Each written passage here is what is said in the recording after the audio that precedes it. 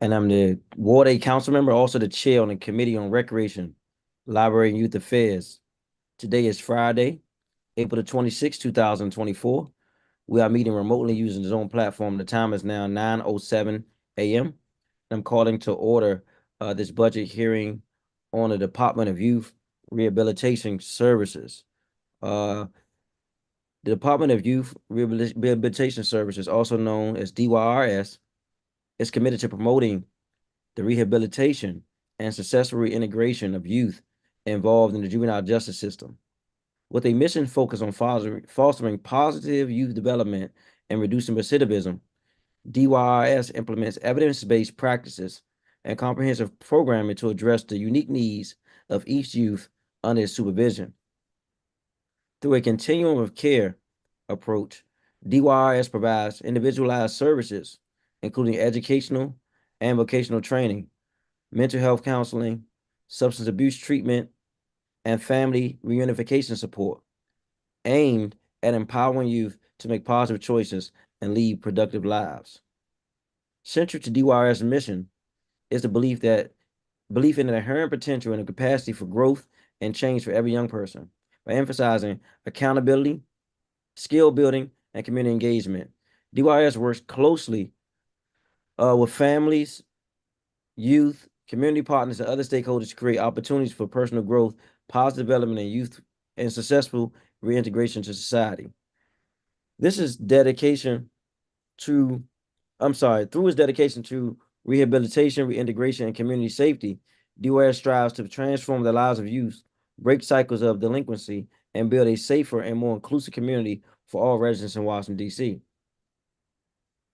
This year, FY25 budget for DYRS is $93,199,115, which is an increase of almost $6 million, equal to 6.8%, and 567 and a half FTEs was an increase of 35.5 FTEs or 6% from 2024. The budget also has an increase of close to 920,000 in the capital budget. We look forward to hearing from Director Sam Abed's testimony, as well as our public witnesses. As I call the first panel of witnesses to be promoted to the screen, just know that if you're a public witness, you get 3 minutes. If you are official advisory neighborhood commissioner or an official capacity from an organization, you'll get 5 minutes. We'll start momentarily.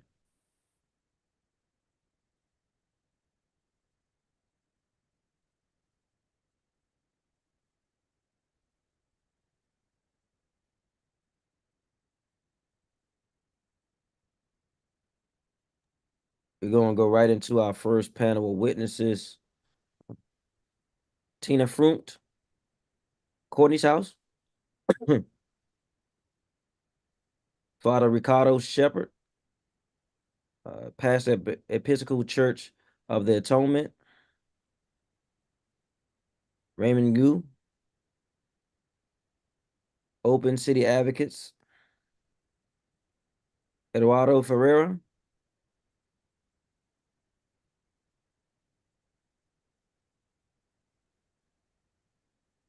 Easy Street. I'm going to bring everybody on. Aaron McGovern. And Milan Barnes.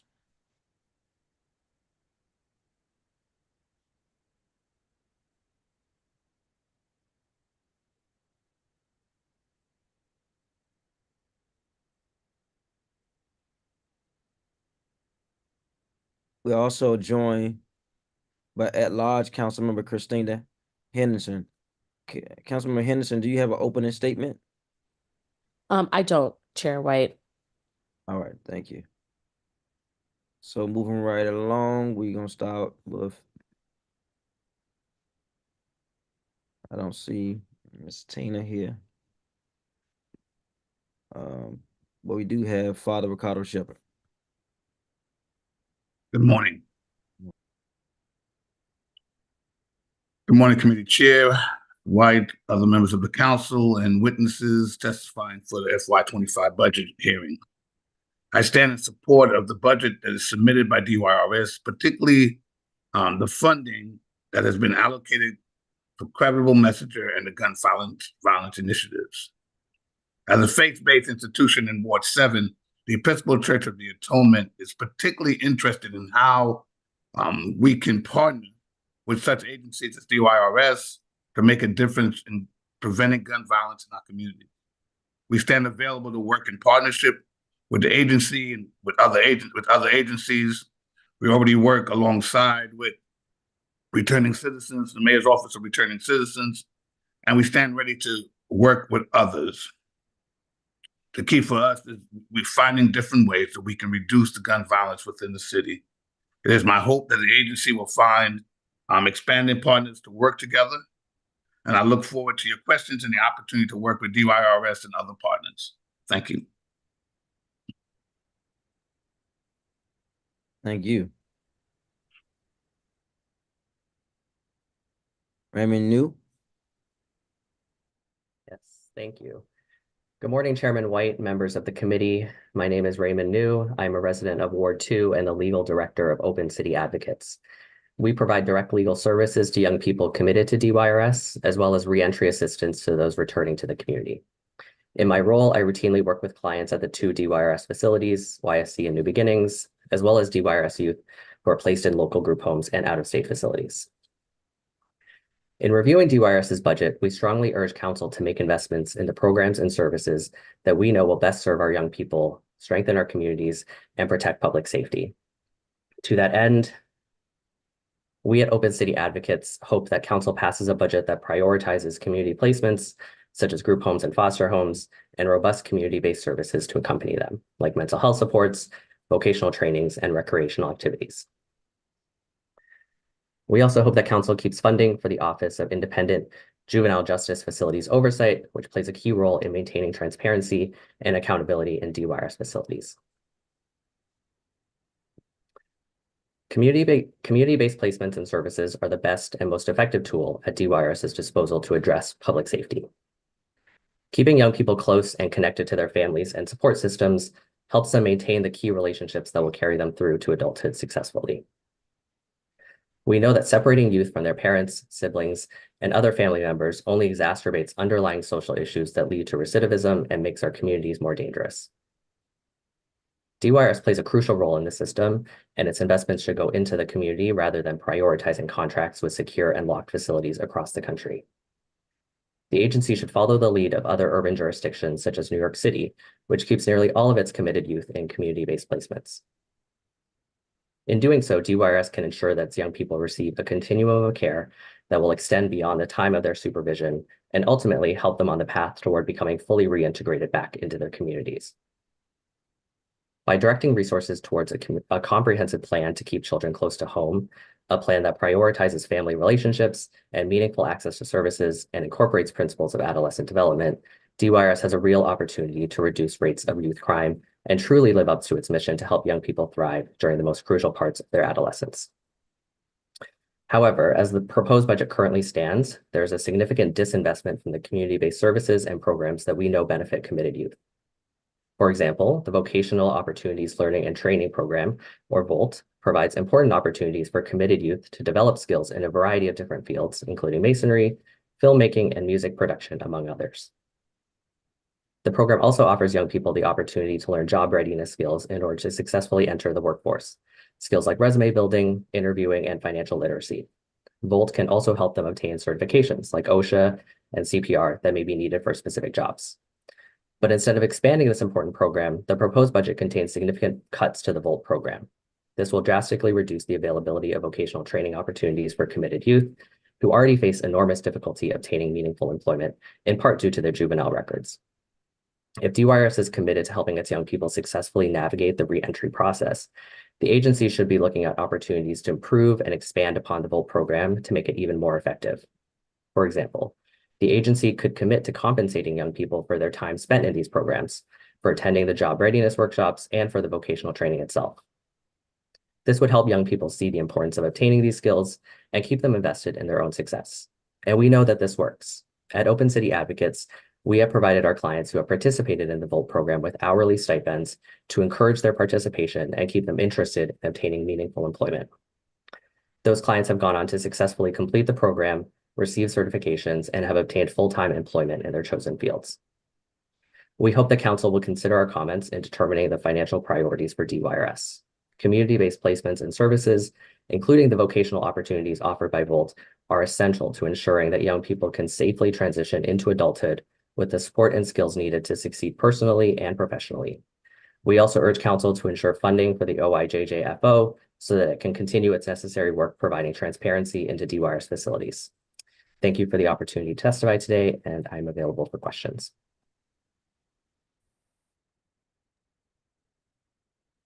Thank you.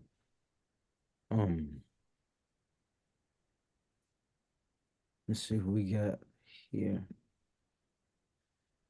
Eduardo Ferreira. Thank you very much. Good morning, Chairperson White, Councilmember Henderson, and members of the Committee on Recreation, Libraries, and Youth Affairs. My name is Eduardo Ferrer.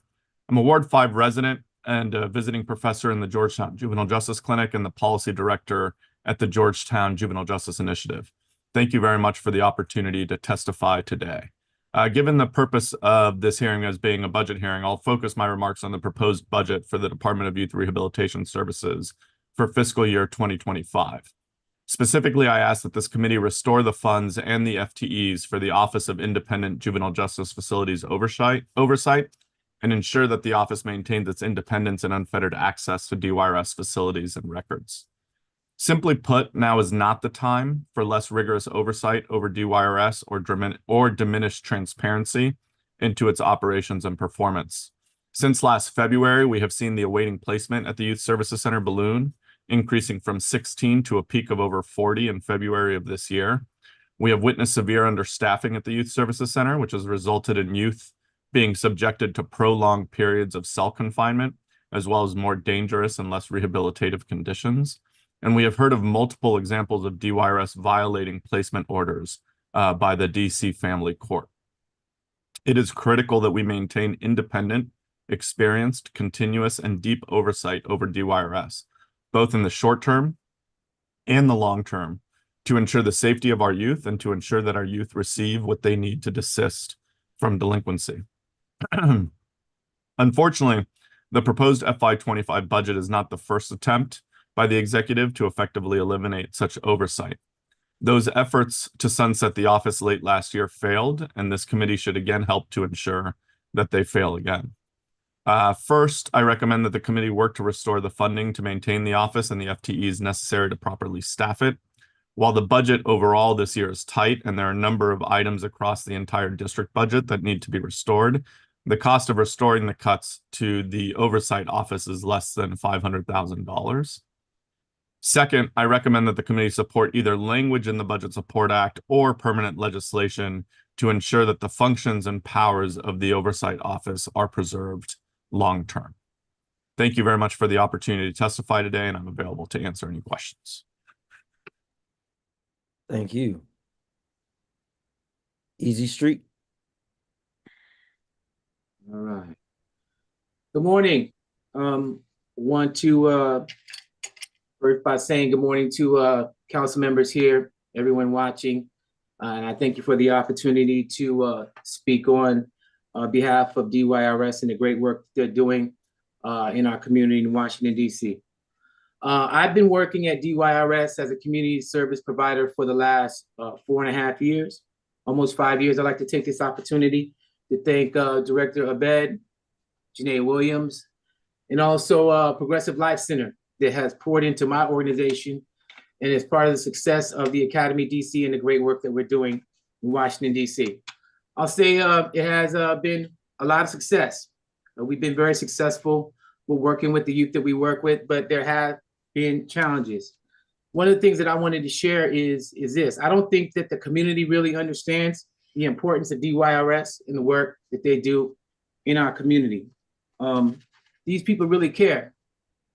I know this to be true because I'm there when I see a 17-year-old young fella and his daughter and his girlfriend come by to pick up free groceries from DYRS, and the staff at DYRS shows them dignity, support, and encourage them as they come by to just get a meal for tonight. I'm there when I see the staff after a young African-American boy who was in my program was tragically killed one night. And then the next day, we showed up at the center as employees and community service providers, employees of DYRS, to pray together, to shed tears together, to be able to overcome the loss of young people in our community on a continuous basis. That's only just one story.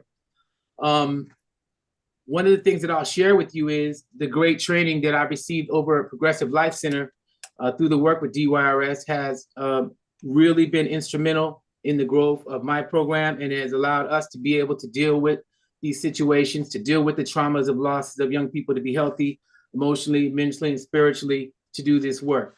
And you don't hear about that very often. It's a very tough job to be working with these different situations and youth that are dealing with trauma. You know, I'm also there when I see organizations like Dolls and Dreams. It's a group of young people led by a young sister by the name of Remy. And then I'm there looking at her working with 25 young girls in there learning how to sew, and seeing their eyes light up and being happy that they're learning a skill that they can be able to use to move forward toward their goals. I'm also there when I see a young lady that I will call Lola Dior. Lola Dior entered into my program a couple years ago. She was a gunshot victim. Since then, she's lost numerous individuals in her life, including her brother. Lola Dior was in my program and learned how to write songs. We encouraged her. We gave her the framework to be able to succeed. And now Lola Dior is no longer committed to DYRS, but she still does come around. And that's a sign right there. If you get off supervision, you still coming around. That tells me that you are enjoying the services and you appreciate what you've learned. But one of the things that I think is very valuable that you need to understand is this: the Lola Diors of the world, they've experienced these traumas, and she's produced several music videos. She appeared on Fox 5. They did a story on her, as a gunshot victim, as an individual who's post-committed, no longer under the supervision, but she's moved on with her life. She's employed, and she also actually performed at Prince George's County gun violence reduction event called Safe Streets, and gave her testimony to the entire community about her life, dealing with her trauma and moving forward. So DYRS is a very valuable place to our community. They care. I see this every day, and I just want the community to know that they're doing great work. And yes, there are challenges, as with any government agency, whether it be in Washington, D.C. or around the globe. We're here to do the work to make sure that we're able to save as many lives as we possibly can. And I want to just make sure that we're understanding that there's a cost to this kind of work, and whatever needs to be done to make sure that they're funded to do this work, let's make sure they get that. Thank you. Thank you. I'm not seeing any other panelists here, so we'll jump right in it. Pastor Shepherd, may you provide some examples of your efforts in curbing gun violence and youth engagement with your collaborative efforts? What we're currently doing now is working with other agencies, trying to find and other agencies who are doing the work. We work with other churches that are having safe walks, that are doing gun violence intervention. We have what's called the East of the River Steel Band, which is a youth steel band, which works with youth within our region, and allows them to not only learn music, begin to learn some social skills. It also provides an after-school place for them to come, to grow, and to learn. One of our biggest pieces right now is trying to find and collaborate with others within the Ward 7 area around the church, so we can expand what we do. One of the things that we have is space. So because that we have space and opportunities, we're looking to expand that. Where we currently work with MMTI, Multimedia Training Institute, which works with youth teaching them how to work in front of the camera, behind the camera, also teaching them how to broadcast, how to set up different social media platforms. But again, it's looking for more ways that I can integrate with my members and integrate with the community. Thank you. I heard you mention in practicality, you are working with the steel band Mhm. and you teach. MMPI is Multimedia Training Institute. And how many youth are you serving? Right now, the steel band has 12. They've gone up to at one point to 15. During the summer, we cover this summer. We're expecting to have 60 youth at the summer camp at the church. We're planning for that. Those are the numbers that we've got approval for. So we're looking to work with 60 this summer. All right, thank you. And I know you're trying to partner with, I heard you say, the credible messengers, violent interrupters, and also the Mayor's Office of Returning Citizens as well. Yeah. I currently work with the Mayor's Office of Returning Citizens, collaborating there with their chair and finding ways to assist them also. You work with them doing what? When I say I work with them, I call myself the backup. If there's assistance needed, if there's someone who needs anything from a mentor, if there's someone who needs clothing, if someone who needs, if there's a ride that can't be provided, I'm one of the folks that they call. Our church is there to provide support for them in any means possible. Thank you. Appreciate that. I want to jump to you, Mr. New. You talked about reentry assistance and community placement. That's one of the core areas that we're going to be focusing on today. Because as you know, the reason why we have some of the conflicts inside the facility is because the overcrowdedness and lack of space. And by court order, some of the youth are supposed to be placed in different facilities outside of our YSC and New Beginnings facility. One of the things you said is for youth to be separated from their parents puts the community makes the community more dangerous. Can you expound on what that means? Sure. I think for a lot of the young people who are committed to DYRS, they're in a really crucial time in their adolescence. These are kids who are anywhere between 14 and 17 a lot of the time, and we know that kids of that age need stability. They need to be connected to the people that they grew up with. They need to be connected to their families, and when that doesn't happen, when they're separated from their families, we know that creates instability in their lives, and that creates mental health problems. It creates problems for reintegrating back into the community when they are inevitably reconnected back to their families. And when they do that, when that does happen, when DYRS, where either their commitment ends or they are placed back with their families after a period of separation, it makes it difficult for them to transition back because they have spent so long apart from them. Sometimes, DYRS sends kids, across the country, sometimes as far away as Florida or Idaho. And when a young person, a 14-year-old, spends 9 months to a year across the country from their family, only seeing them maybe once or twice, it makes it really difficult, I think, for them to return to that family and return back to, living a successful adolescent life. And so when we talk about community-based placements, we talk about keeping them close to the people that can keep them safe, their families, their siblings, other community members who can look out for them and help them transition back into the community and help them, obtain employment, get it. I want to comment on that. This is just me, Trayon White. In my experience, that is true for some people, but not all people. And we can't put a blanketed approach around individual situations, because far too many times now I'm seeing that there are parents with multiple kids, and there may be one or two kids that they feel like it's out of control. He can't be in here. He's in the hallway, or he's involved in something, bringing my whole house under watch, or the police coming in my house and splitting. You know how it is now, especially if you're in subsidized housing, or um in public housing. If they run in your house and find a weapon, then your whole family could put out. So that narrative is true, and we've seen also over the years, kids out in placement get killed while they in the community.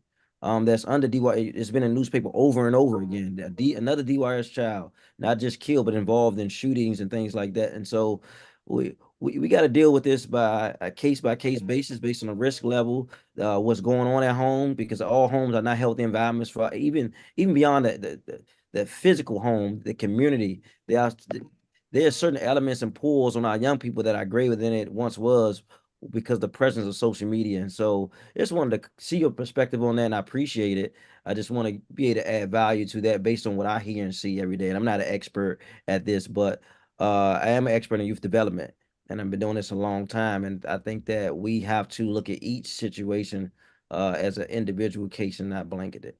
I don't know if you want to respond to that.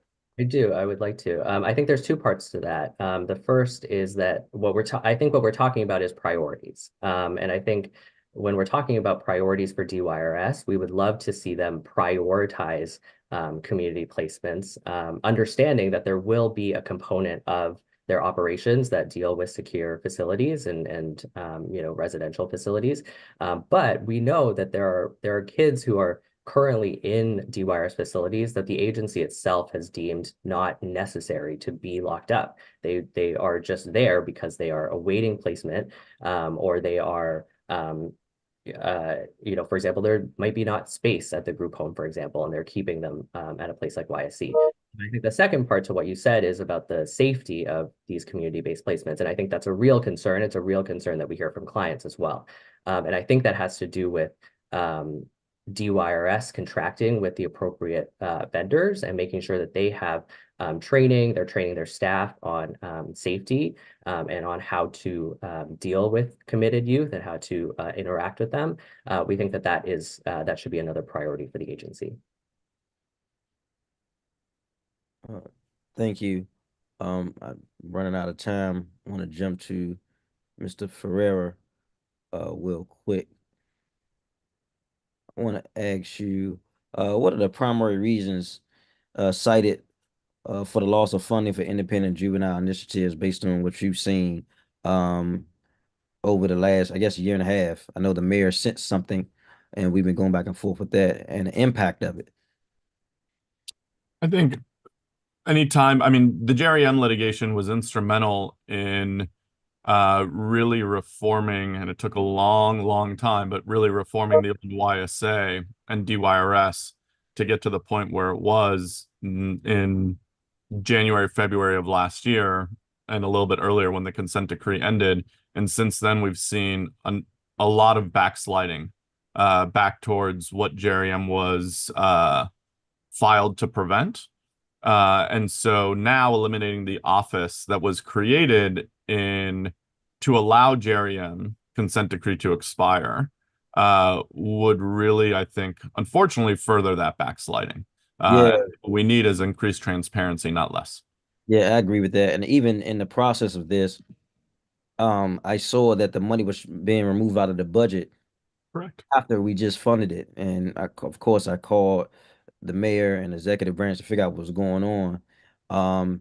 And then eventually, because it was beyond its years that we were supposed to service them, even though we're not where we need to be in a holistic manner. We've made some progress, but I am too afraid that removing it takes us backwards and not forward. And so actually, I just spoke to Mr. Jordan. I'm trying to get him on the hearing as well to add value to that. I'm gonna go over with this panel because normally a panel is 3 to 4 people, and I pretty much was trying to get everybody on the same panel. So I'm gonna ask a few more questions if you guys don't mind. What do you think are the potential long-term consequences of the continued underfunding of the of this office, and also programming? I know you spoke about programming as well. Yeah, I'd like to echo Mr. New's concerns about, and tie it in with your concerns as well. I think the key is always individualization, right? Every young person needs what they need in order to be successful. What I think that where we fail is what we give kids is what we have, not what they need. And primarily what we have right now are secure placements. That's where our money is really being spent. Yep. If we flipped that and we spent what we spent on secure placements in the community, then I think we would need far fewer secure placements, and kids would be doing a lot better. So to your point about that family who is really struggling, those parents who are really struggling, what I hear from the parents that I work with, or the parents of the kids that I represent, is I asked for help and no one came. I asked for behavioral health services. I asked for mentoring. I asked for help with rent or groceries, and no one showed up for me. They all said, until your kid gets arrested or until your kid gets committed, there's nothing for you. And then when they do get arrested and they do get committed, that parent's either really frustrated or the only options we really provide are something in the placement category. And so if we had a more robust continuum, and I think this is particularly acute for girls who are system involved, but we need a far more robust continuum of community-based services and supports, and much more investment in the communities in which young people live if we want them to be successful over the long run. Yeah, I agree with that. And I heard someone talk about vocational training in the VOTE program. Who was that? Mr. New. Yeah, and I totally and 100% agreement with that. And I think that we have to provide more programming. And I know that Easy Street spoke to that as well. Because when you know how it is, when you have skills and you feel value and self-worth, you start applying yourself and believing in yourself, and that also allows you to generate revenue. And they say that it's a quote that says that the love of money is the root of all evil, and some people say the lack of money is the root of all evil. And some of these crimes are crimes of poverty. And even to your point, Mr. Ferrer, with the budget, right? I just did this. The budget is $93 million. DYRS has about 200 youth. If you divide that, that's $465,000 per youth. $465,000 per youth. And so almost Go ahead. almost 3 times as many FTEs as well. Yeah. So we could just be hiring folks full time to support a family and giving that family money with what we spend on DYRS. Yeah, but I do want to note we do need some more FTEs at that facility. I was there personally, and I think we need some more FTEs, and we need to provide mental health services and supports for those who are there, because it's not easy working at that facility. Do want to note that. Easy Street, thank you for joining. I did want to talk to you. If you can go into more detail about the programs and services you offer, and I know you do a lot of different things. I don't know all of what you do directly with DYRS though.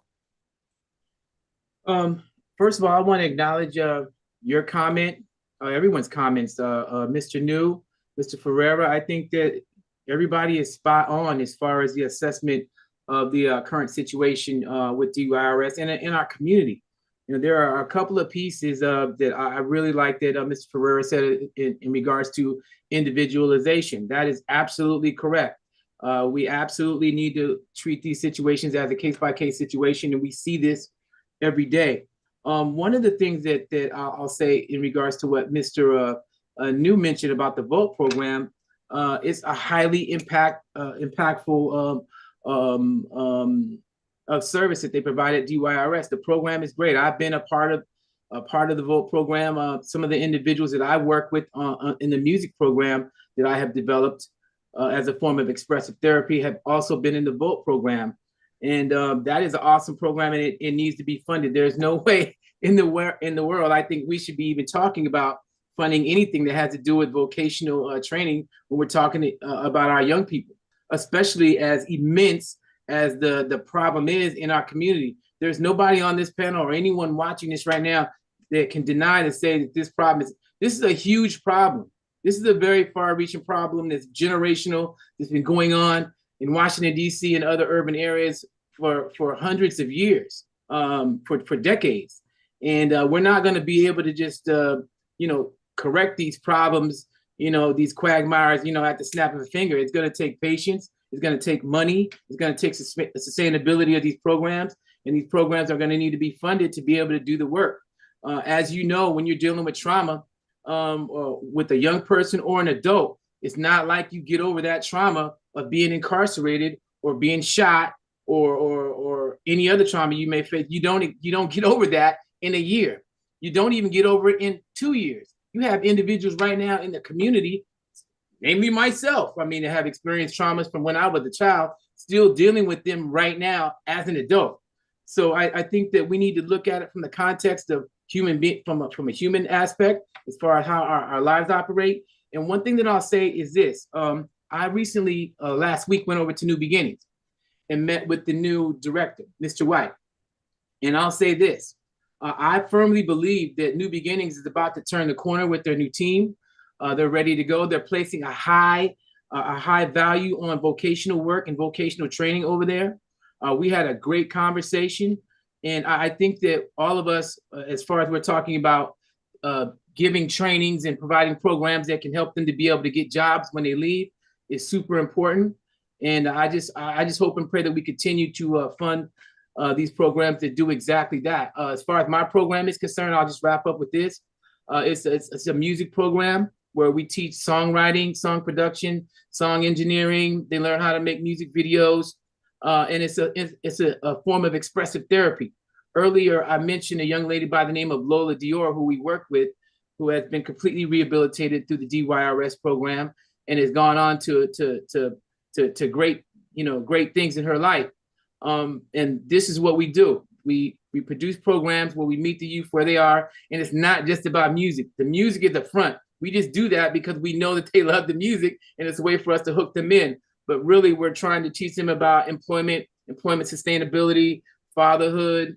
We're teaching them about emotional intelligence and other things that are related to help them become whole individuals. Yep, and I heard you mention Lola Dior's success. And I know that's one of many examples, and we need more success stories, not only that we can see, but the youth can see. Because it is a matter of being inspired and having hope. I watched J&J monitoring pictures from their graduation yesterday, and one of the youth was with Sister Imani. Called me on the phone, and he wants to go into the fire department, right? And hope is transferable and it's contagious, just like being hopeless is, right? And I think that we have to put more positive imagery in front of our youth as adults, but also peers, because the greatest influence on a young person is another young person. And so I want to admire that work that you guys are doing. I do want to say that, Mr. Ferrero, you talked about putting some things in place in the absence of losing the office. And I want to empower Cal Yeldale on my staff to work with you to figure out what that looks like, so we won't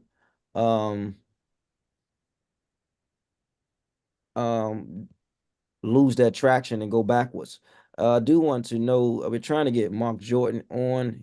See, he's on the hearing, but you're trying to get him on the panel.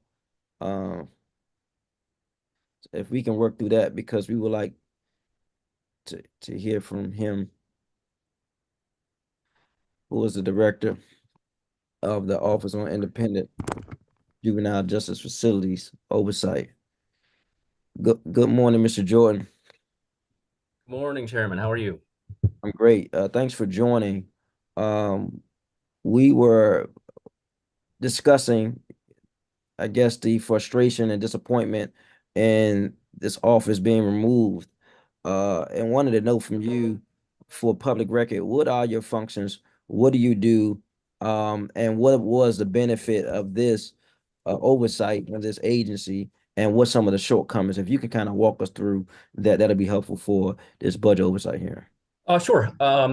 My office is the Office of Independent Juvenile Justice Facilities Oversight. It was created in 2021 in January, and it was created to as part of the Jerry M litigation that ended after about 30 years.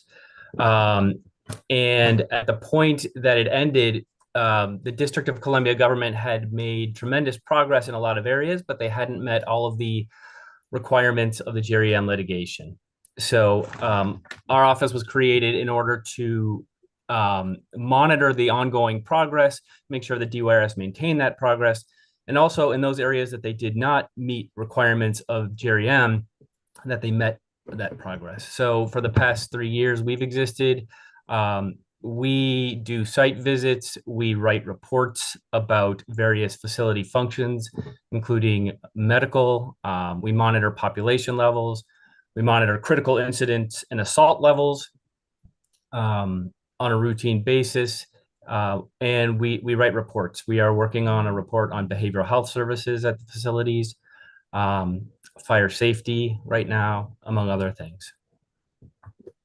One of the things you mentioned was critical incidents. Over the last 3 years, even to current, do you think we are headed in the right direction in relation to critical incidents at the facility? Sure. Critical incidents, they're volatile. Over time, they change, which is why it's so important to monitor those over time, because as facility conditions change, it's important to monitor those incidents over time. So you can go to our website, and we actually analyze DYRS's critical incidents and assaults data every month, and we post those rates. We control for populations so that you can see where those rates go over time. There have been times when you see certain... Your website for the public, please. I'm sorry? You state your website for the public. Sure. It is oijjfo.dc.gov. There's population data up there that is tracked on a daily basis. There are critical incidents and assault data. And it's important to track that information so you can see when there are trends. So if assault rates are going up, if self-injurious behaviors are going up, self-injurious behavior in facilities, locked facilities for youth, can be very dangerous. You know, this is a traumatizing experience by itself to be locked up, especially if you come right off the streets. So you see that youth do at times try to injure themselves. We track that data. And where you do see increases in rates, for management, the question is what's happening here, and do we need to intervene in some sort of way? It's a good indicator of sort of the experience of youth in the facilities. Are they being assaulted? Are they being assaulted? That sort of information. One of the growing concerns, and I want you or anyone to comment on about this. Yes, add Aaron McGovern, please. Is the uptick in youth taking staff badges and using those badges to unlock doors, enter unauthorized parts of the building, and physically assault other peers and sometimes staff. I don't know if you've seen that, or could you speak to that? I can. At the YSC, there were several incidents that turned into major incidents where it happened. They use a system of badges with electronic card readers, and staff can put their badge up to that reader and open doors. There were some instances in which youth had taken those from staff, opened doors, and gotten access to other youth with whom they had conflicts. There were a couple of large events last year where that happened. DYRS has implemented some measures to try to address this, which involve using those less and using physical keys more. And that's certainly an option. There are management issues that go with that as well. Particularly, you know, it takes more time to open doors with a physical key. You need to make sure you have the right key to open those doors.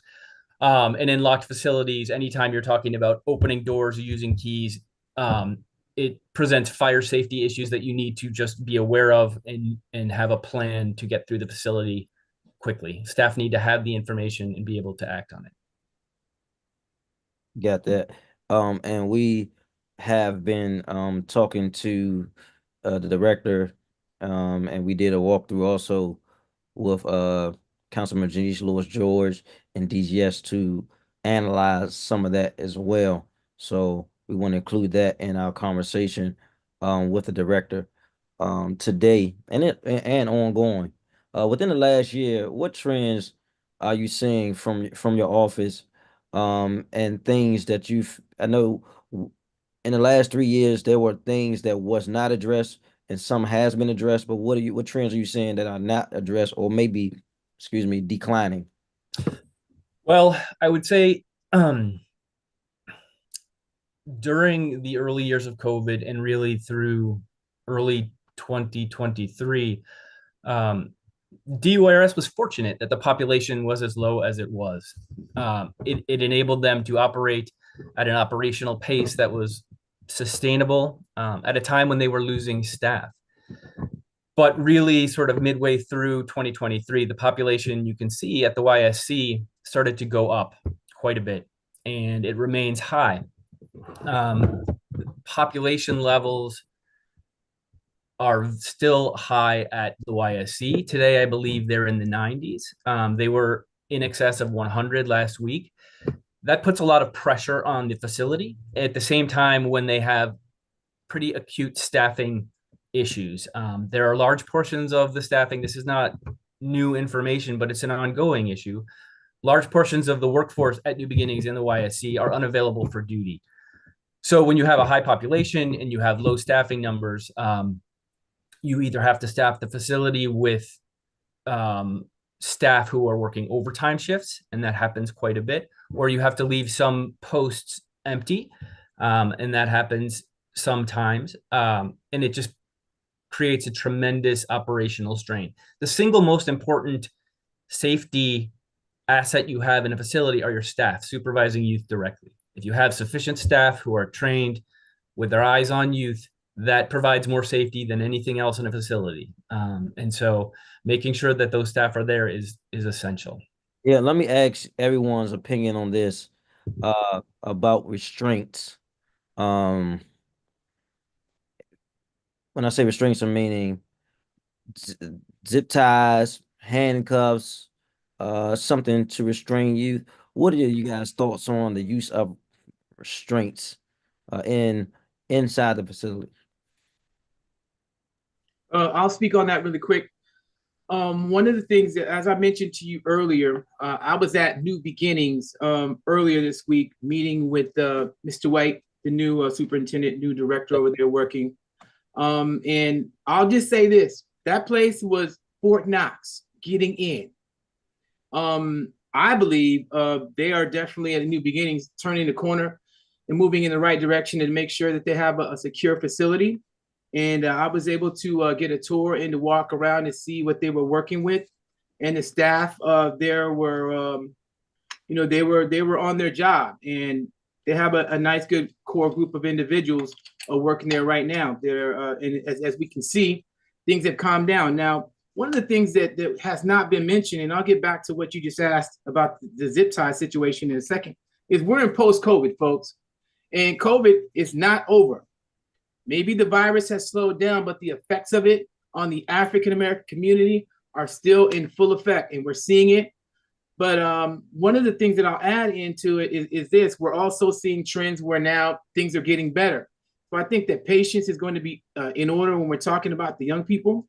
As far as restraints, I think it's situational, just like we talked about earlier with Mr. Ferreira, and also Councilmember White mentioned as far as being looking at situations for a particular, it has to be situational. If we feel like that the young person needs to be restrained by zip ties, I don't see any problem with that. I mean, if it has to happen, if there's a particular situation where the kid needs to be constrained in that order, I think that it should happen. That's where I stand on that. Thank you. Anyone else? Yeah. Oh, go ahead. No, go for it, Mr. Jordan.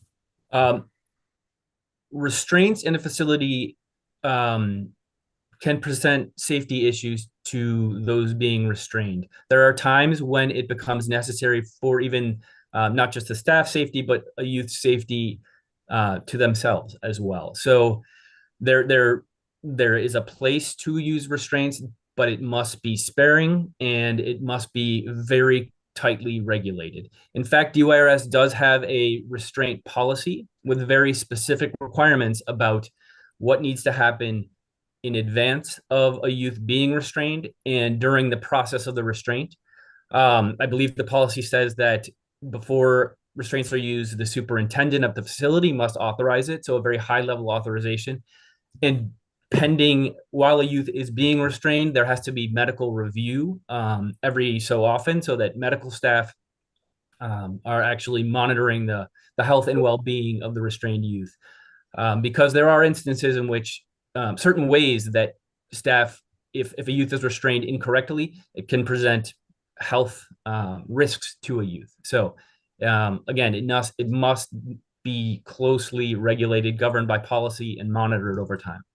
When you say restraint incorrectly, you mean, are you speaking in the process of getting someone So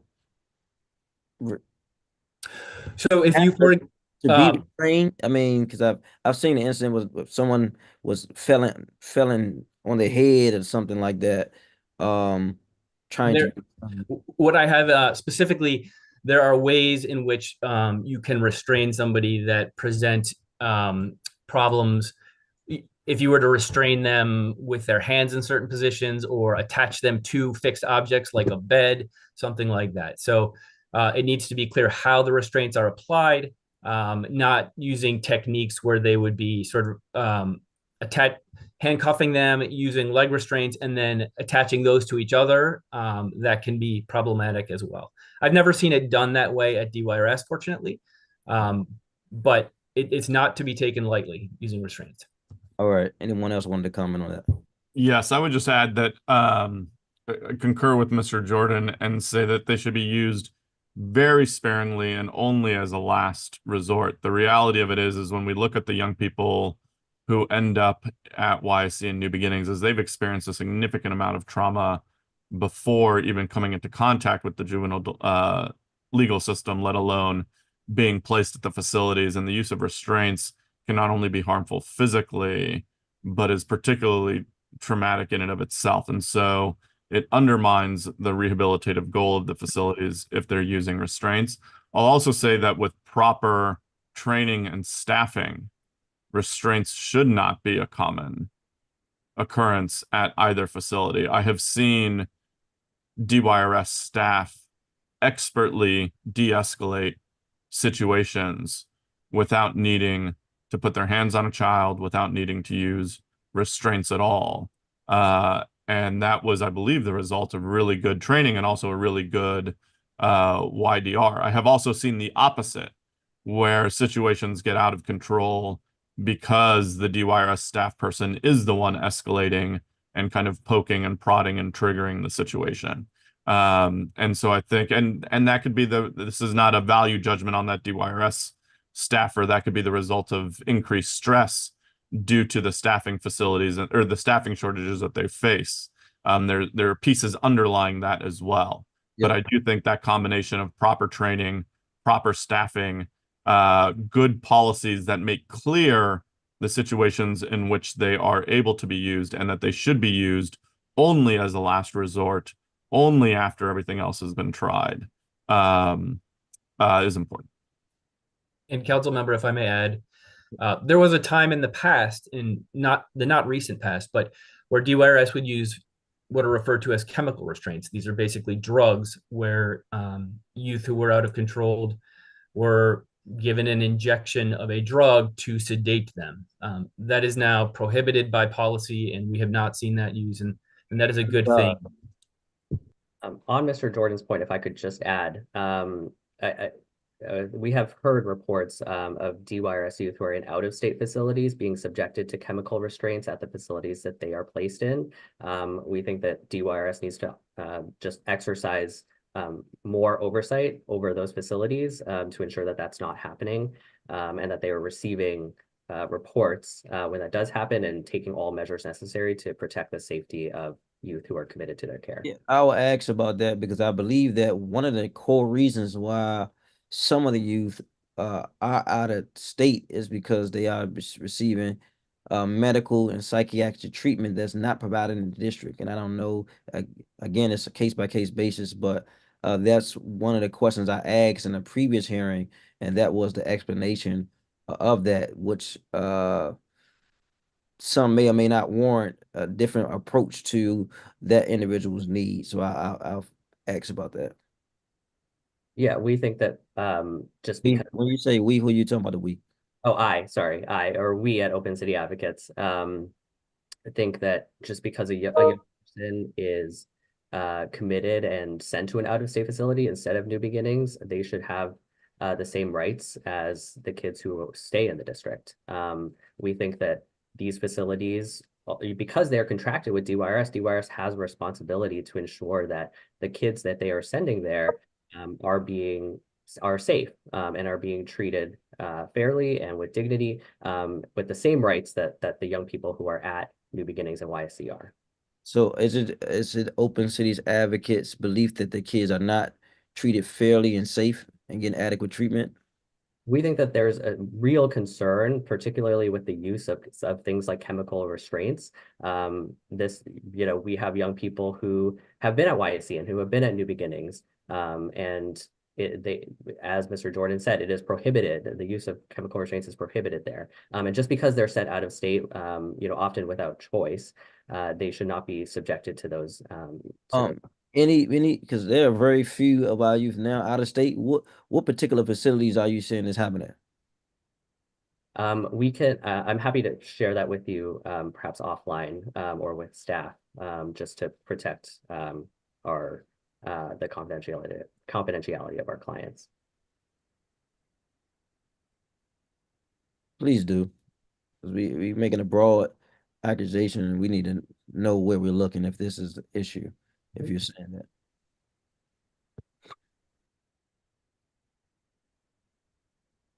All right, I want to thank you guys for joining us this morning. The second part of this hearing will be focused on our government witnesses, which is the executive branch of the government. And we'll be joined shortly by Director Sam Abed from DYRS. Thank you. Thank you. Thank you.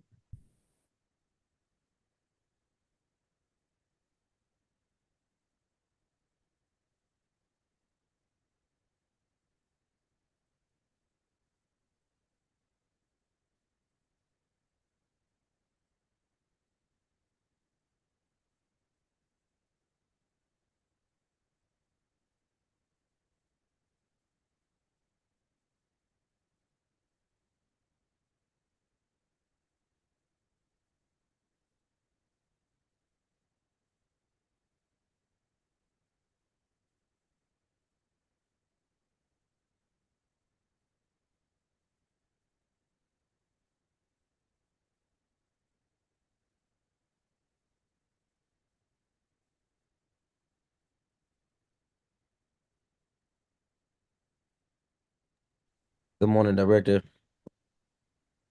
Good morning, Mr. Chairman. Will you be the only one from DYRS speaking this morning on behalf of the agency?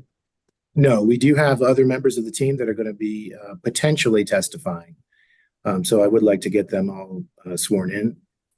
Yep. Give me 1 minute, and if you can get them acclimated in that time, we will do just that. Absolutely.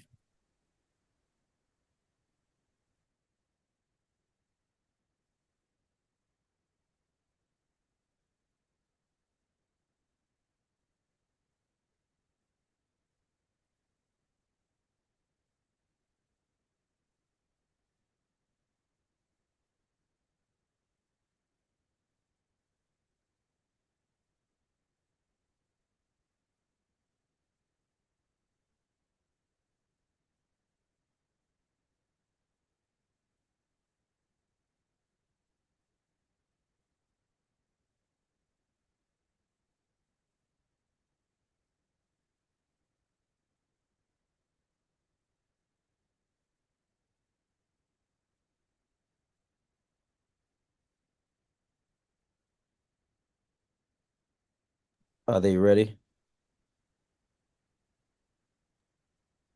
Yes, sir. Everybody's ready. I think they just need to be brought into the meeting at this point. Okay. They can raise their hand so we can know who. So if they can raise their hand so we can know who is trying to get in.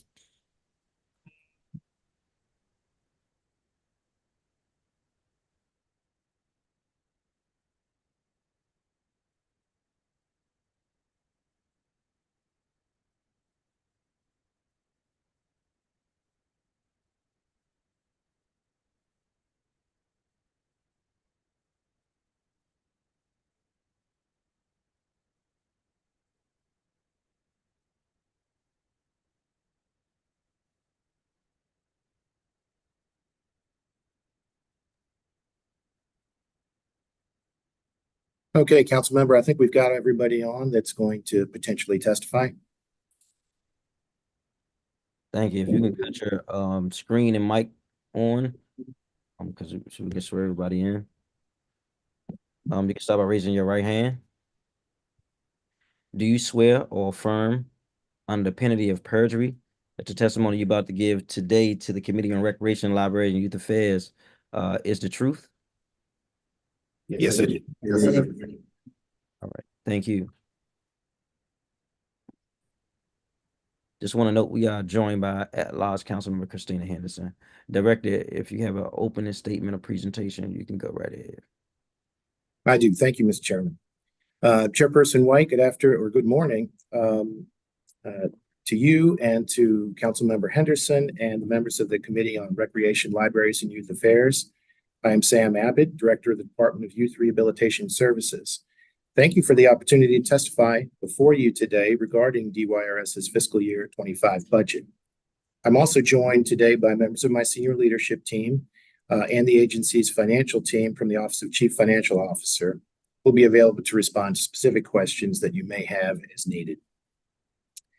As I approach my first year anniversary at DYRS, I continue to be grateful to be able to serve under the leadership of Mayor Bowser, Deputy Mayor Appiah. In the Mayor's fiscal 25 Fair Shot budget, Mayor Bowser has made it clear that even in the context of shared sacrifice, public safety and investing in the district's young people remain top priorities. Earlier this year, during DYRS's fiscal 24 performance oversight hearing, I shared with you my vision for the agency as a vital part of the district's public safety ecosystem. Specifically, I outlined 5 strategies to strengthen DYRS's ability to provide services and interventions that address the unique needs of youth who are in our care and provide age-appropriate accountability. DYRS has already made progress on those priorities. As a team, we have worked through new community placements and shelter homes to continue to strengthen our continuum of care for district youth, reestablished a treatment unit for female youth at New Beginnings Youth Development Center to ensure that female youth who are committed to DYRS have access to a full range of placement options that serve their individual needs. We opened a new living unit at Youth Services Center that increases our capacity and gives us more flexibility as we assign youth to housing units. We transformed the abscondence unit to the Rapid Response GPS team. This team responds to GPS violations in the moment to ensure that youth maintain compliance with conditions for being on GPS supervision and are held accountable if they do not. We've hired several leaders whose roles are vital to the agency's core functions. Those include superintendents and assistant superintendents at both YSC and New Beginnings, a chief physician and nurse practitioner supervisor, a chief of staff, deputy directors for secure programs and family programs, a chief integrity officer, and a quality assurance specialist for the Office of Policy and Quality Assurance. The Mayor's fiscal 25 Fair Shot budget continues to provide DYRS with the resources that we need to continue the progress that we've made in accomplishing our strategic priorities in alignment with Mayor Bowser's vision for public safety. I'll connect the investments made in our budget to those 5 strategic priorities. The first strategic priority for DYRS that I shared is focusing on ensuring the safety of both youth and staff. In our 25 budget, there is $2.3 million for additional direct care staff in our secure facilities. This additional investment will result in DYRS being able to hire 21 new direct care staff at YSC and New Beginnings. Security procedures continue to be improved, including enhanced search procedures to detect and deter contraband, as well as operational improvements aimed at developing practices that limit opportunities for incidents to occur or escalate.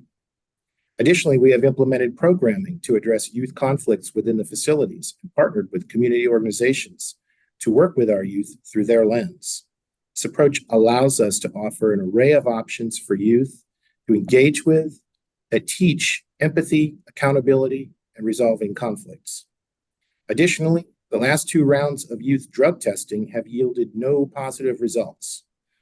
So this outcome and the others that we will see are a testament to the great work of our facility staff and the leadership in our facilities.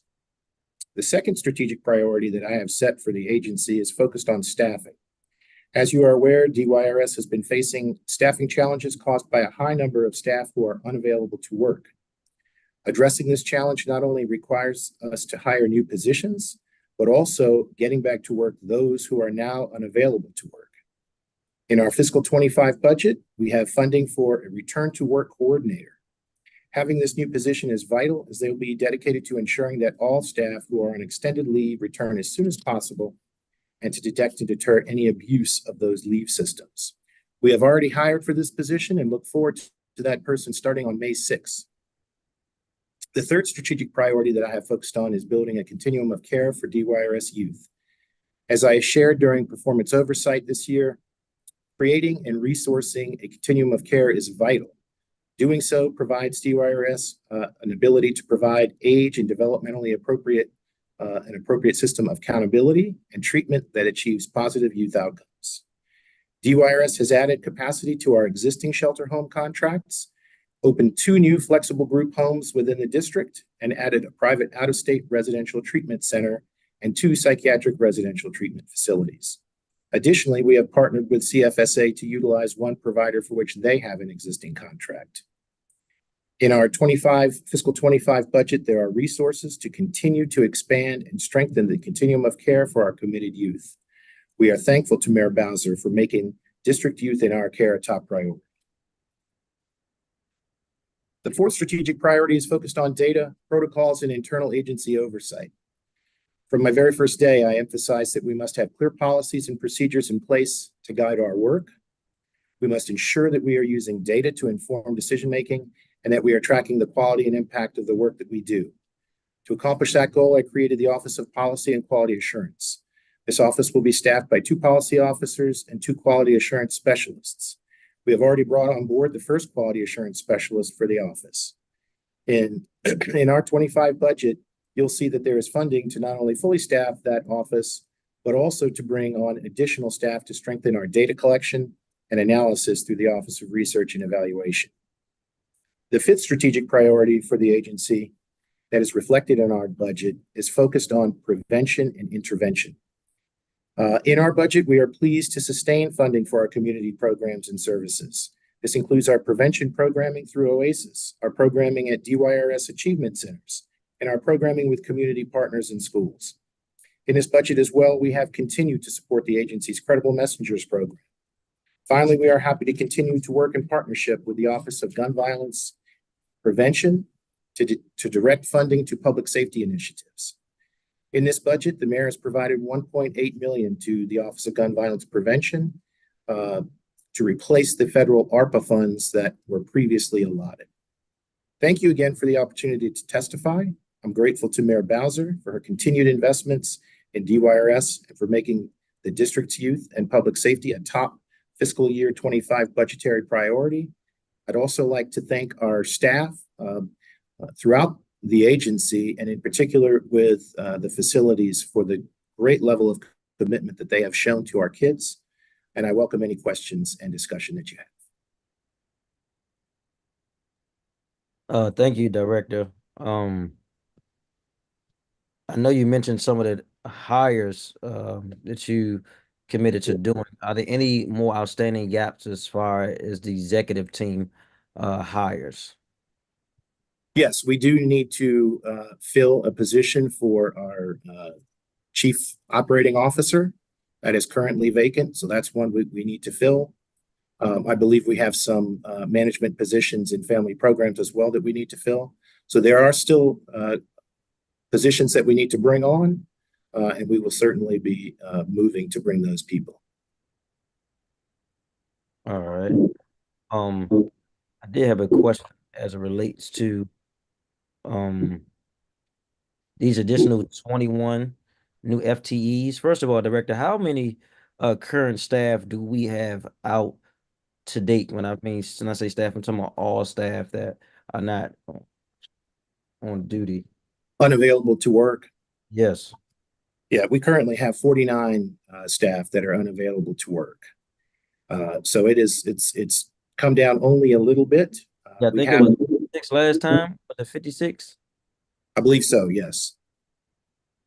And what are some of the reoccurring reasons why 49 staff persons are out?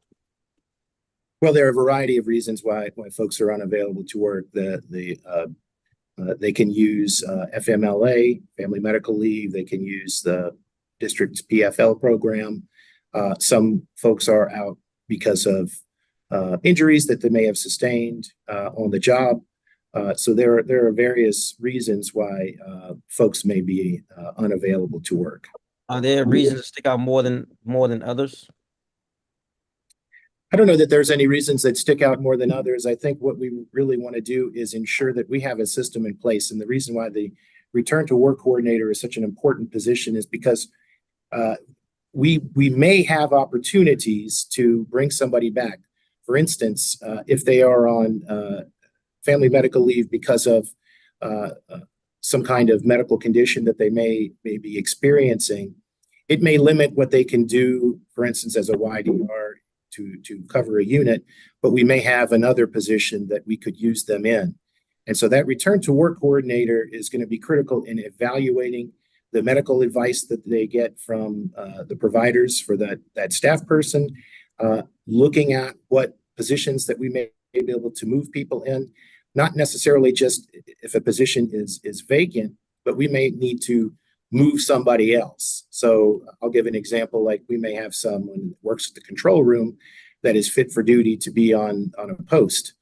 So we might bring somebody back and have to reschedule that other person into a post. So there are a lot of moving parts that need to be coordinated. And that's where that coordinator is going to be key to finding those opportunities where we can bring people back to work in whatever capacity that they can work. Thank you for that. You spoke briefly about this, but there was 1.8 million one-time allotted for building blocks. How would these funds be used by the Office of Gun Violence Prevention, which is a separate office? It is. Without specific initiatives, this is concerning for me. Why this money was placed in DYRS?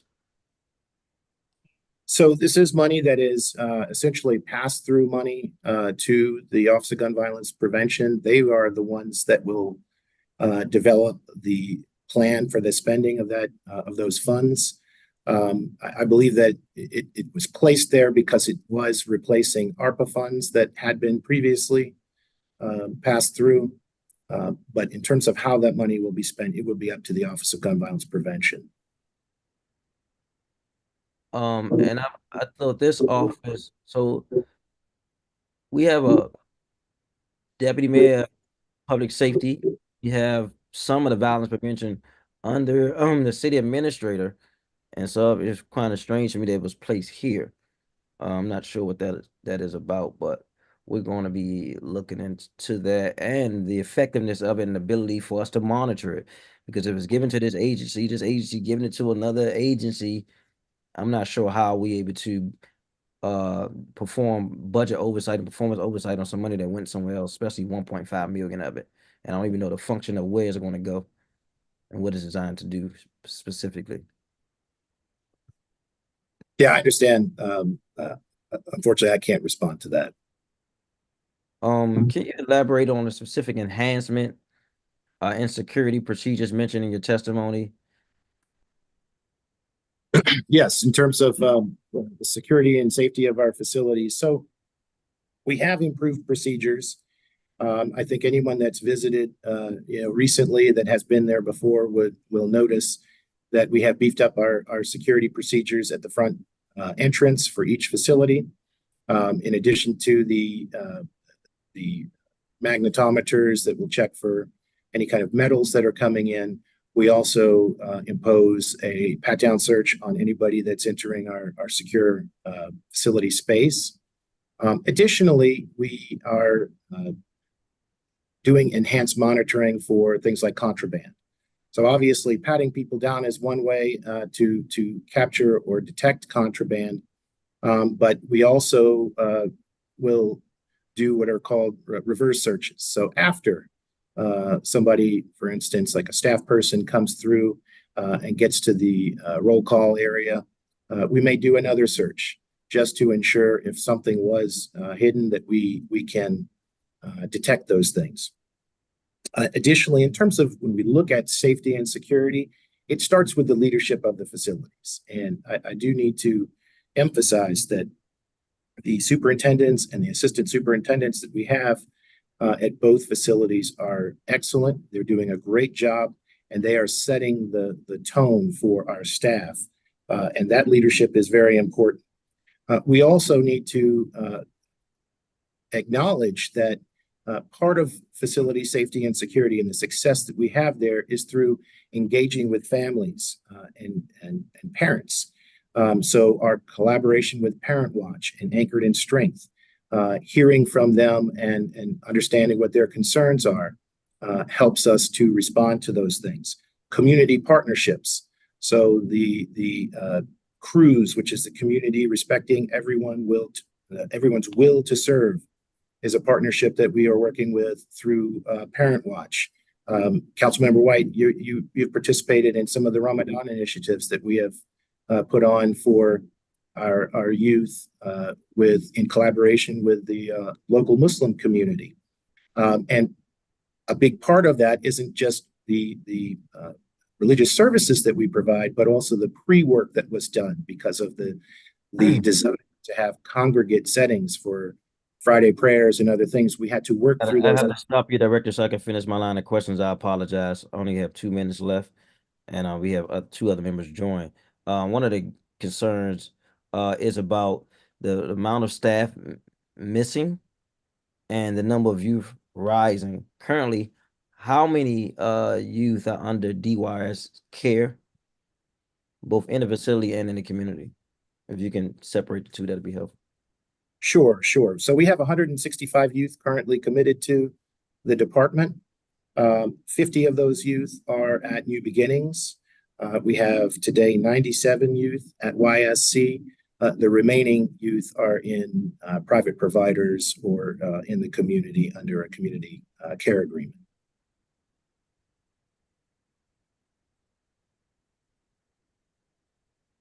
Thank you. And from that, I know I have a question, and I don't know if it's an HR question or not. I need to see, because there is the ratio of male to female ratio in the facility. There are more male youth than female youth, but I observed there are more female staff versus male staff, and I'm concerned.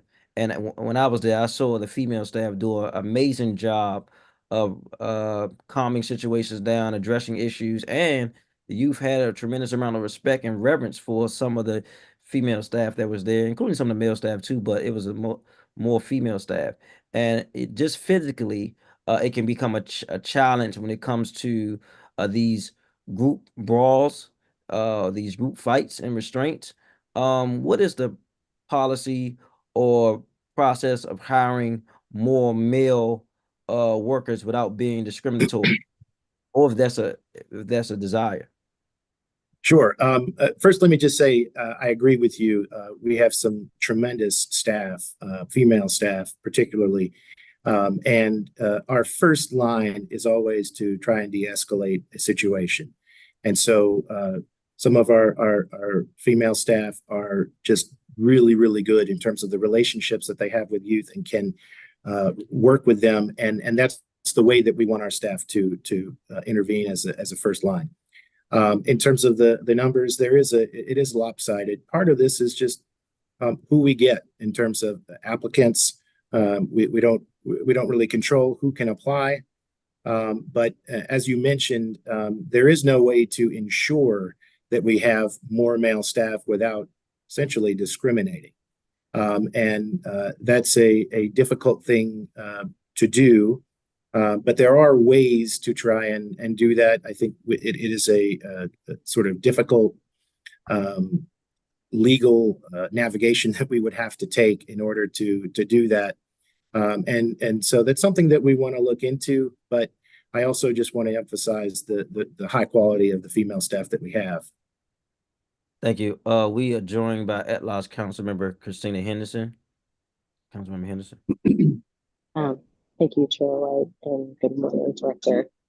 I was happy to see in the proposed budget some increased funding in the healthcare general division, about a $1.3 million increase in 2 FTEs.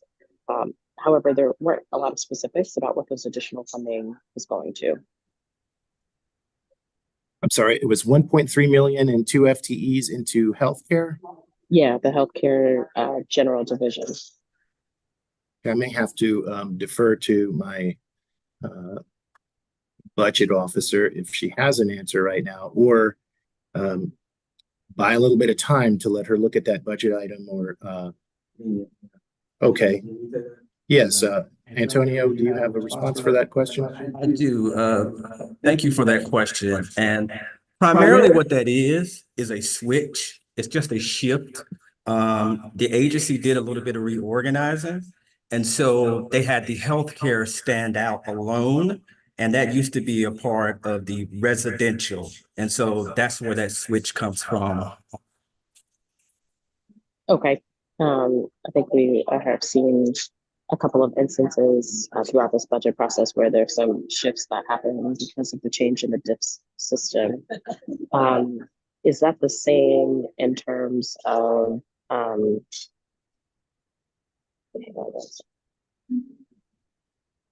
okay, so Councilmember White touched in terms of why gun violence prevention building blocks is currently in there, but the secure facilities general line item received a $9.5 million increase. Is that a result of some consolidations and shifts and not That new money? is. Okay. All right. So there was a 2023 medical assessment report from the Office of the Independent Juvenile Justice Facilities Oversight around several recommendations with regards to healthcare. I chair the health committee, so this is why a lot of my questions are focused there. And I'm curious how this proposed budget addressed some of the recommendations that were outlined in that particular report. So I believe you're referring to a report. There's a bit of an echo that's coming through.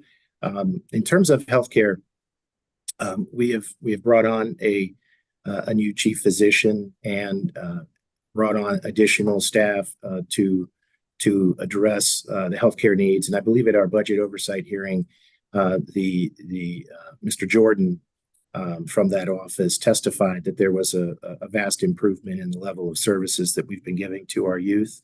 I defer to our medical professionals to deliver care with the appropriate standards. And so far, what I'm seeing is that they're doing an excellent job. Okay, one of the things that has come up is that typically, and maybe you could take this back to your medical director, who is typically nurses work 12-hour shifts, 3 days a week, and many of them prefer to sort of work those consecutively, et cetera. But to my knowledge, DYRS only offers 8-hour shifts for nurse personnel. And that might help in terms of recruitment and retention if there were some alignment in terms of how traditional nurse staffing occurs, not just at the agency, but other places. I'm going to go on. In December, you all talked about a contract that you were signing for additional beds for young boys at a private facility, and that you had a potential contract for 6 beds for girls in the works. Do you have an update on the girls' contract? Yeah, I'm just going to say I'm still having trouble hearing your questions, but you mentioned contracts for new beds, and we have signed contracts. We have 2 additional providers. I think I heard shelter homes. We do have 2 additional shelter homes. Sorry, can you hear me now? Yes.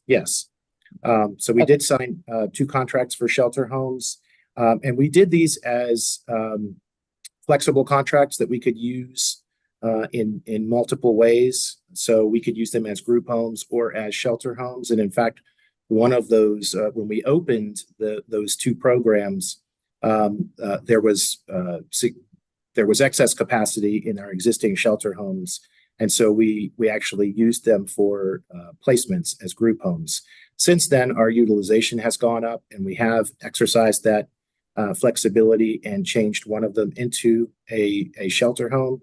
That's met the need, and we continue to have no vacancies for girls or boys, no waiting list for girls or boys needing shelter home care.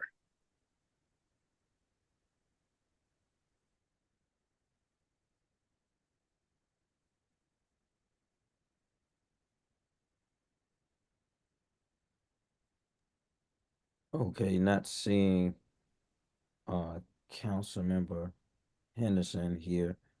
I guess she might have to log out and log back in. On the line of that, Director, you said there's no waiting list for boys or girls needing shelter care? That's correct.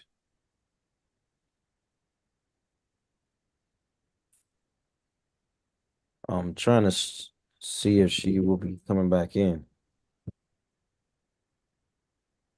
Okay, we're gonna move to Ward 2 Councilmember Brooke Pinto.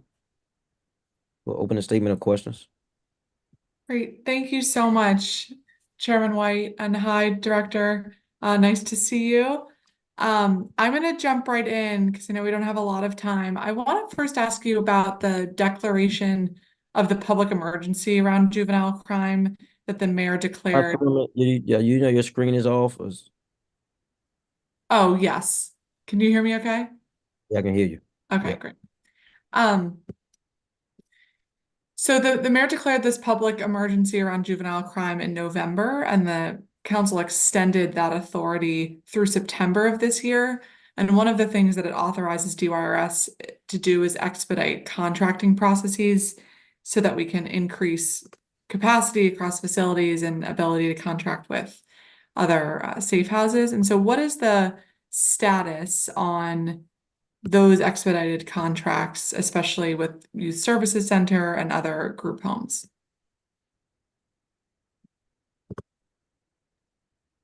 Yes, thank you, Councilmember Pinto, for the question. And the declaration of the public emergency was a great benefit to the agency in order to move some of the procurement that we needed to do forward.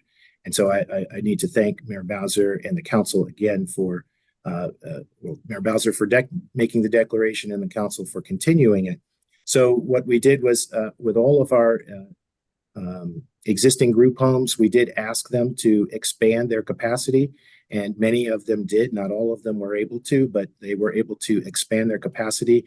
And because it would have triggered a requirement to go to council for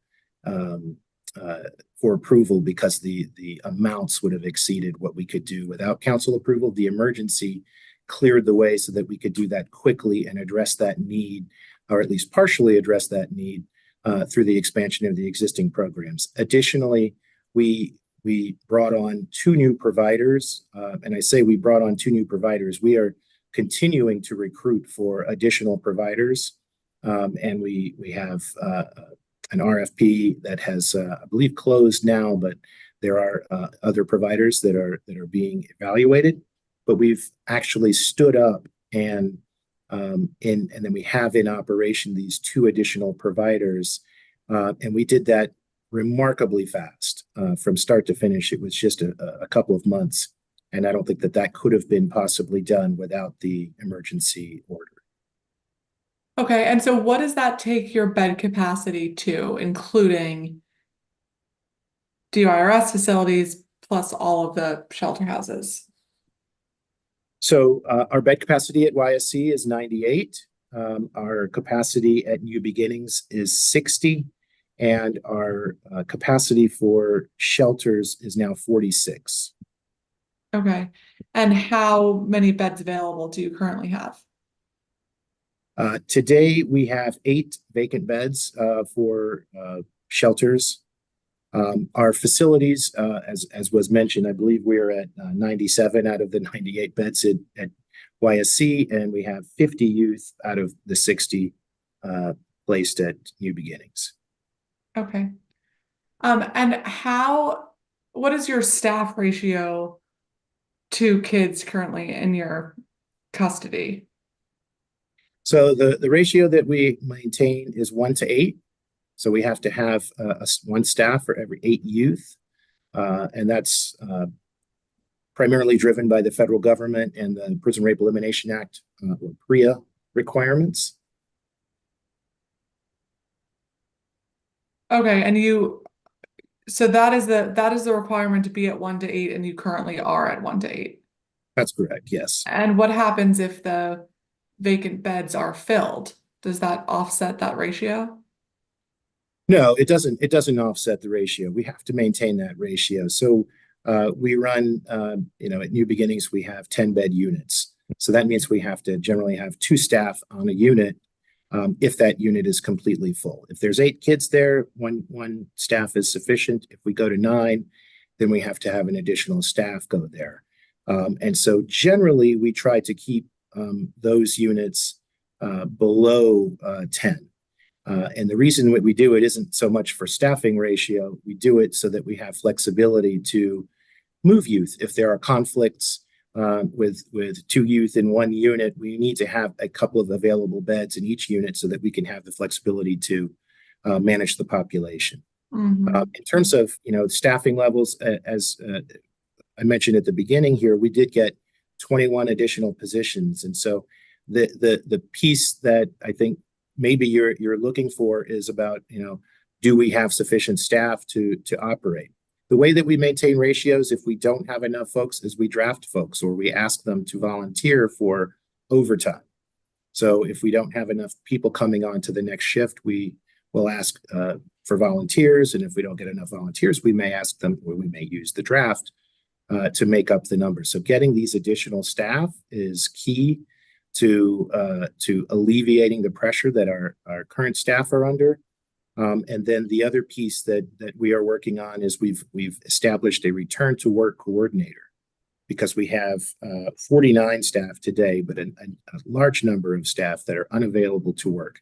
And the return to work coordinator is going to be the sort of orchestrator of movement around the facilities. They'll evaluate all of the medical advice that their providers have given and evaluate whether we can bring that person back on in a more limited role if they can't do their regular job.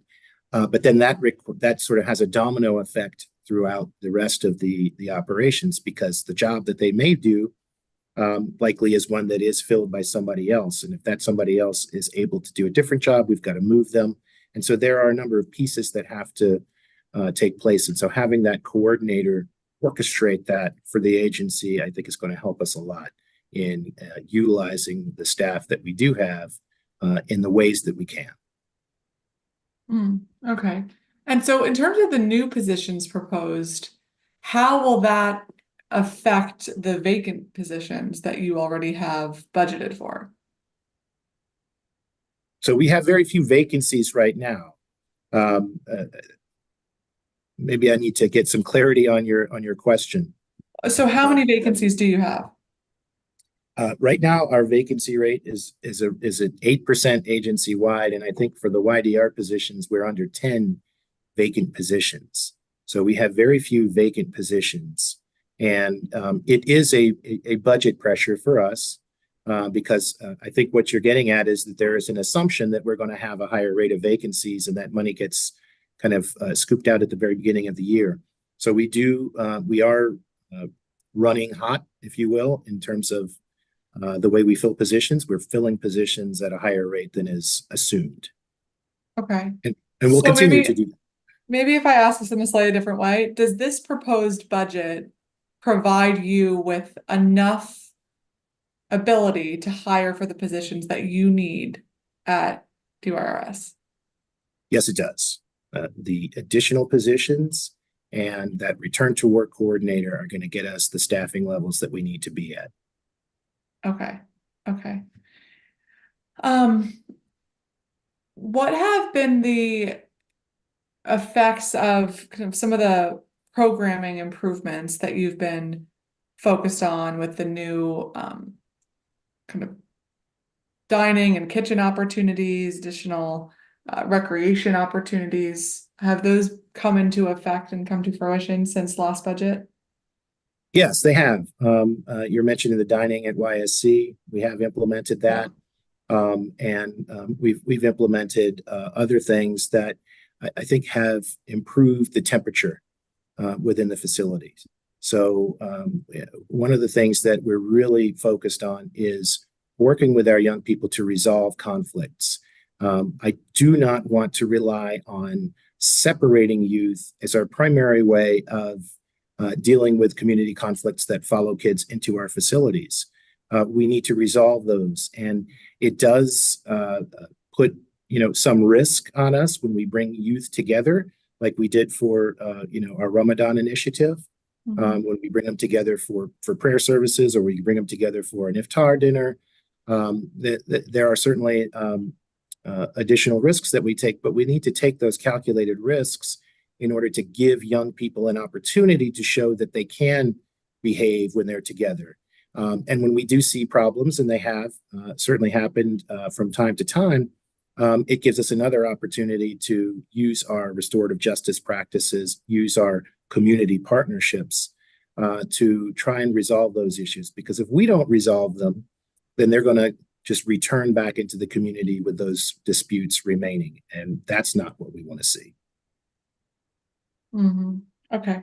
I'm out of time, but thank you very much, Director, and looking forward to continue to work together to make sure that we are investing in our education for the kids there, and additional services to support rehabilitation that we know is so important to make sure that people are successful when they come home. So thank you very much, and thanks to you and your team for all you do. Thank you very much, Councilmember Pinto. Thank you, Chairman White. Thank you. Director, I want to jump back to the conversation around safety there as it relates to badges versus keys.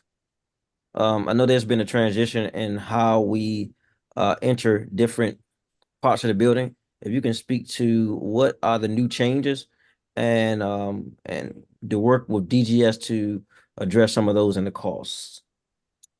So at YSC, we do have a rather large capital project that's going on for the front entrance.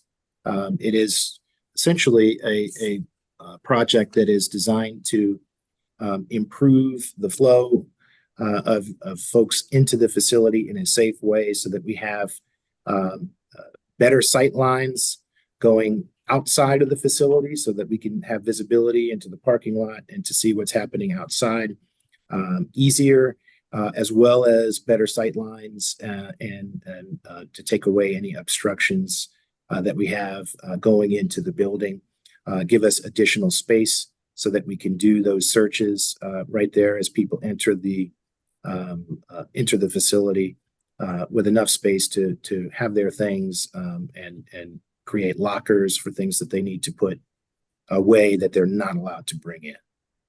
So can you speak to the transition from key to badge? So we have transitioned some of the access to living units to keys. As the independent monitor noted, it is something that we are trying to do deliberately and carefully, because we are aware and in speaking to our team, solely relying on keys is potentially creates timing issues and delays.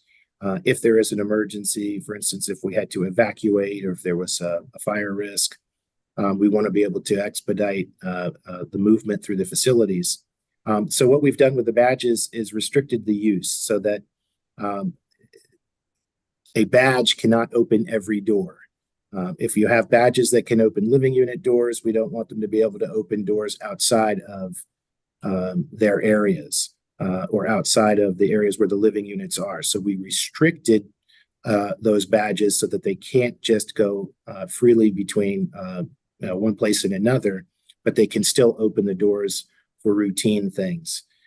We are looking to get some additional hardware to make the key control more accessible. We want to have the key control areas and the boxes where we maintain those keys in the new control center, which is under construction there at YSC. So folks can come in, get their radios, get their keys, and only have access to the things that they need to, and then use our control center to open doors for other things where they need to make movements. Got it. As you know, one of the greatest concerns you heard early on in this hearing is you've taken staff badges and going throughout the building and assaulting other youth and it creates a greater safety risk for if a group of youth enter a confined unit and it's 2 or 3 staff and say 15 youth, and you're trying to break up a fight and constrain a fight, trying to wait for backup to get there. This is very, very dangerous. And so I was trying to ask that question to hear more about that, because that has been occurring at the facility and is a safety risk. If you could speak to that part. Yeah, it has occurred, and that's why we're restricting the access that those badges have. So, for instance, I have a badge and I can move through the facility, but I cannot open living unit doors.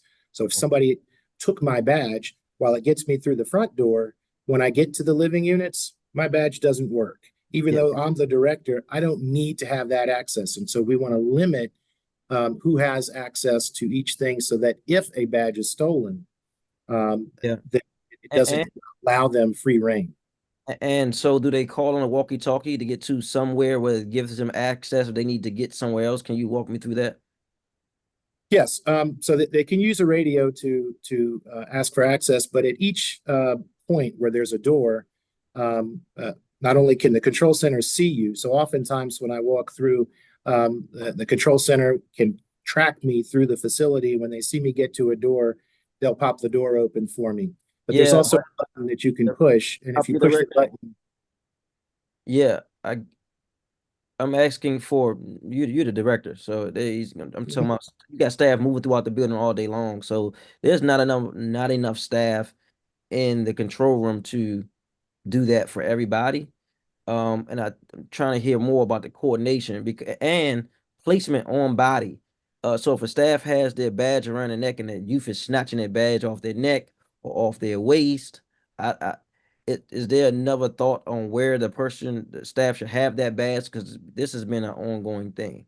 Yeah, typically they do not wear them around their necks. They wear them on their sleeves so that there isn't a choking hazard. But what we're getting at here is that we do need to restrict access, but it's a balancing act. We do need to have enough ability to move things. So if there is an emergency, that would be radioed into the control center, and the doors can be opened so that staff can all flow in if they need to flow in there to respond. All right, I'll skip to this. I want to talk about the Economic Opportunities Development Program. It witnessed a decrease of $2 million. Can you explain the reason behind this reduction and its potential impact on youth served by DYRS? Yeah, I think the testimony was about Volt Academy having a reduction, and that there's not a reduction to the Volt Academy or to those programs. Additionally, there was another comment that said that we should compensate youth when they are receiving that job training, and we do compensate youth that are participants in the Volt Academy. So I think that either the person was mistaken about a reduction, or it may be hidden somewhere. I will ask my staff to give me the exact line. This is not, this question was drawn up before the Vote Academy presentation this morning. This is a budget item on the Economic Opportunities Development Program. It says minus $2,029,000. If you can speak to that. Yeah, I'm going to have my CFO speak to that. Yes. Yes, Chair White, that $2 million reduction you see basically reflects the ARPA funding that had been reduced for the building blocks and gun violence and replaced by local funds, but it was under this particular line item. And so that's why you see that reduction there. Okay. And that's two different amounts. This amount is $2 million. I believe the other amount was 1.5 million, if that's accurate. It was a total of 1.9 million essentially. You had 1.5 million for community grants and another 390 for credible messenger. So it's like 1.9 million total. And the other that you see in this 2 million is reflected by PS adjustments.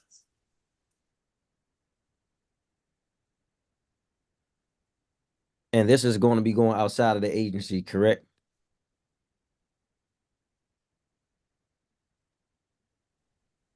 The building blocks, yes. The Yes. portion of the building blocks is going to be going to the Office of Gun Violence Prevention, but that's only the 1.8. So there's still a decrease.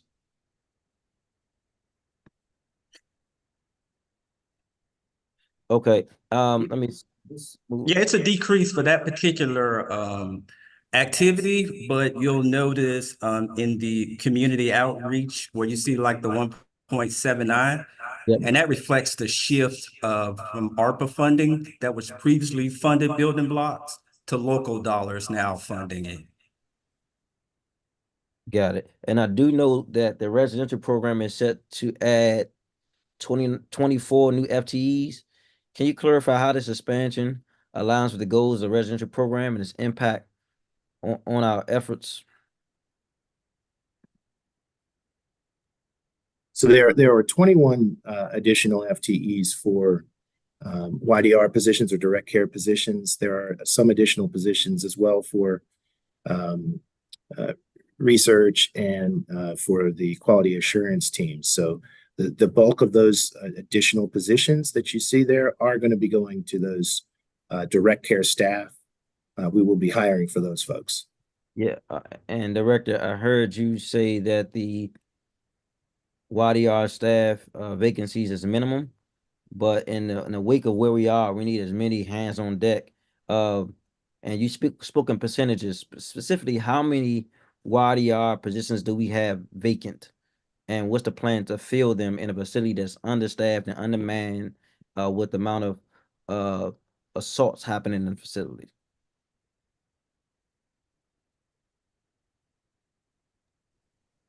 Thank you, Chairman.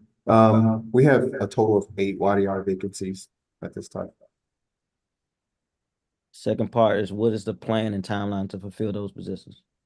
We're actively filling those positions right now. We have a class that will be starting on May 6th. And then subsequent hire dates will also be onboarding YDR staff. May 6th, what will happen on May 6th? We will onboard some additional YDR staff on May 6th. How many?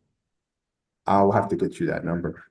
Can we get it today? Because this is a budget oversight hearing, so we want to know. We in the performance oversight hearing, we were told that this change will be happening. You all had a job fair and a couple of other fairs where all these resumes and interviews taking place, and still we're here today and we still have 8 vacant positions. So I'm just trying to get a feel for when they're going to be uploaded into actual coming to work and working at the facility. And I know some hires have been made.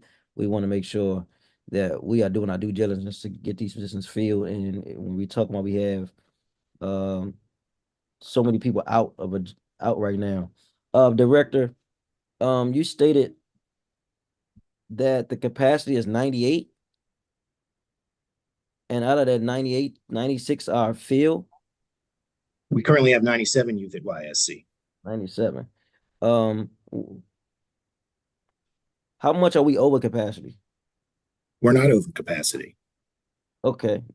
So did we increase beds? We increase rooms? Because in previous hearings, it's on testimony that the capacity was 88. Now it's 98. Yes, we opened a new unit. This was a unit that we renovated a few months ago, and that's what's giving us the additional 10 beds. And is this unit a male or female unit? Well, it's an additional unit. We can flex between male and female. So we only open the units that we need for females if we need more. So if we exceed the number of females in one unit, we can open more space. So how many other spaces like this that we can possibly open? There are no others at YSC. That's all that we have. So when you say we can possibly open up more space for the females, how and where would this happen? No, we would repurpose is what I'm saying. So if we only need one female unit, then we have one female unit. If we need two, we operate two. It just depends on the mix of youth that we have. Got it. And also you spoke about being able to resolve conflicts inside of this facility without separation. What is in practice, how does that look? You have fights, shootings, beefs in the streets from various rivaling neighborhoods. They come inside. It is designed from the agency to commingle these particular neighborhood or crews or individuals. What's your strategy to making sure this is a seamless and safe process? So we have multiple strategies. One of the things that we do, we have on staff restorative justice specialists, and that's specifically their job is to work with our young people to resolve conflicts. We also use our community partners. So I mentioned crews and the collaboration with the local Muslim community. We go around and we talk to kids and we ask them about the conflicts that they have. And young people will reveal sometimes, this is a person that I can't be around, or this is somebody that I can't guarantee that I won't assault. And then we try to work with them. And initially we'll work with them separately. Eventually we want to work with them together so that we can resolve whatever that conflict is. In some cases, we ask them to sign agreements, literally written agreements to assure that they're not going to assault somebody based on the work that we do with whatever intervention that we've chosen, and then try to give them opportunities to prove that they have resolved those conflicts. And I hear what happens in this ecosystem. And I do, as you know, I do work over DC jail as well. So they do intake, the actual intake. Are you affiliated or having issues with this, with a neighborhood if so listed, and they go through that? So I'm just trying to get an idea in practice. Johnny comes from a neighborhood. He or she, he is involved in a shooting that's on the news. It's a known situation ongoing. Prior to him, other people from his community are already detained. The alleged rival communities are already there as well. Johnny comes in, he goes through intake. What happens on deciding where Johnny is placed? So I'll use a concrete example. We recently had a young person that was admitted to the detention center, but was ordered into shelter care. And by working with his family, actually one of his parents revealed that she did not feel that he would be safe at that particular place. And once we could certainly see that there was a safety concern, I engaged my team to ensure that the youth did remain in the intake portion of the facility so that no other, he wouldn't be exposed to the general population. We worked with the court as well, and this was over a weekend to ensure that we found an alternative placement that would satisfy the safety concerns. So we will work with families, we will work with credible messengers, we work with police or law enforcement to identify what the issues are, come up with a plan that will address those needs, and then, in that case, move that young person to a place that was out of state. that was deemed safe by all the parties. Thank you. And I hear that's a great example, and that's great work. And that's kind of like an isolated incident where you have a parent that called, which is a great help to get insight of what's going on. I guess I'm trying to understand. I know you're trying to create certain offices around policy and what happens in practice. I'm just trying to get an idea of what's the intake staff, who's talking, who's communicating, and placement. And how does your vision to integrate without separation happens? I don't know if it happens yet because some of this stuff was ongoing prior to you getting there, and we have a lot of new staff, which is even on this hearing now. But is there a timeline or process? And I'm happy and I'm excited that you've brought in community partners because that's critical to this work, who intimately know the young people, their parents, their families, and some of the challenges they are having personally and with some of these neighborhood beefs. I think that's critical to this work. If you can respond to that, Director.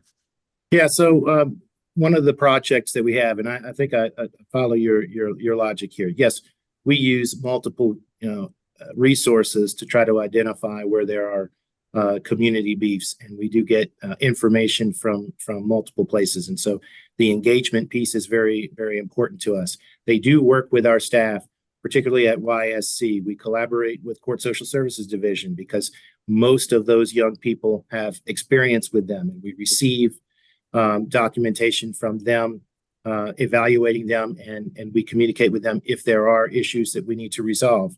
We work with our own in-house credible messengers to evaluate if there are issues. We talk to the kids, and oftentimes the young people will reveal, I'm affiliated with this or that place, and I can't be around these other youth to establish those housing assignments. And we use team meetings. So we use a team decision-making process so that when we are going to move somebody into a placement or into another location, that we've consulted with that group of people on the team decision-making to understand and try to evaluate all of the risks. We are currently looking at, we're trying to draft a classification system or a classification procedure to memorialize that, and perhaps that's what you're looking for. And we are, as we stand up that policy and quality assurance unit, will be one of the top priorities is developing that procedure to ground it in a procedure where it is routinized and easily audited. Got it. And I just got someone just left this at my door. Probably want to read it on camera. It says DYRS on the envelope in my name, Councilmember Trayvon White. My name's spelled wrong, but I get it. It's about, I won't read the details of it because it lists people's names. About a sexual assault at the facility and it's not being reported to MPD. I don't know who sent that. It's anonymous. Don't say who sent it, but it's addressed to DYRS. So I'll talk about that separate, Director. But I do want to ask about staff morale, right? It is my understanding that staff are getting mandatory overtime notes after being there for a substantial amount of time and already overworked and some underpaid and stressed because of lack of staff, and it's decreasing the morale and just the care that the morale transfers into frustration, tiredness. You know what happens when you're tired. You're not as friendly. You don't have as much patience, and so the morale goes down. What is the plan to address if true, what is the plan to address this issue? I'm hearing and have been hearing this for quite some time. Ongoing issue of staff already work, then get told they got to stay longer. Mandatory. Right. The mandatory overtime is the hardest issue for our staff and for our team. And I agree with you. When you don't have predictability in your schedule, we take a hit to morale. And that is why we've prioritized, and the mayor has prioritized giving us additional positions so that we can give those staff the breaks that they need, the time off that they need. Additionally, bringing that return to work coordinator in so that we can bring those staff that are unavailable to work. It is critical. Staff want to have overtime that they can volunteer for, right? They do not want to have the mandated type of overtime, and we want to get it to a place where we're only using voluntary overtime, so that we have, again, predictability. It is very difficult for a staff person who has a birthday party that they want to attend with their child, that gets that note and says, you must work. And that's the kind of thing that we want to avoid. And that's why the budget has prioritized getting those additional positions that we have talked about earlier. Yeah, I appreciate you sharing that. But at the same time, we've had ongoing vacancies that still have not been fulfilled. Do you agree? The vacancy number is remarkably low. 8 positions is a very, very low number of vacancies. And you know that we have turnover. This is the position that probably have the highest turnover generally. And so we are filling those positions very quickly. The time that those positions are vacant is a very short time. And so, I think that the HR team has done a remarkable job of recruiting staff and filling positions quickly so that we don't have a large number of vacancies. That is a very low number for an agency our size. Yeah, but that's a low number, but still a number. We still can have more bodies there, but people won't be stressed. And you say it's a high turnover in that position because of some of those reasons. And some of the other things I've heard, Director, need to be addressed systematically is staff being assaulted by youth, and then they are put on leave or restraints. And then they are taking off the ability to do that particular position for a substantial period of time. And that also, even though they're still there, they're not there. I was at the facility one time, and I went to one of the back rooms, and there was a staff sitting there, and I asked him, "Hey, what you doing here, man? What I'm figuring he or she, I don't want to give the gender, on break." They like, nah, they're detailed right there to sit in a room by themselves, just chilling for whatever amount of hours because they can't have any interactions with the youth. And so that even though they are not in the number of the 50 plus people that, well, 40 something people now that are not at work, they're at work and still not able to help out in any way to provide services to the youth. So first I'll point to the independent monitor's website that he provided at the beginning of this testimony and indicate that by that data, we are trending down in assaults. Youth on staff assaults are trending down. When we do have incidents or allegations, it doesn't necessarily, you mentioned an assault of a staff, but when we have an allegation of staff assaulting youth, we have to investigate those allegations. And the first thing that we have to do is take that person out of coverage.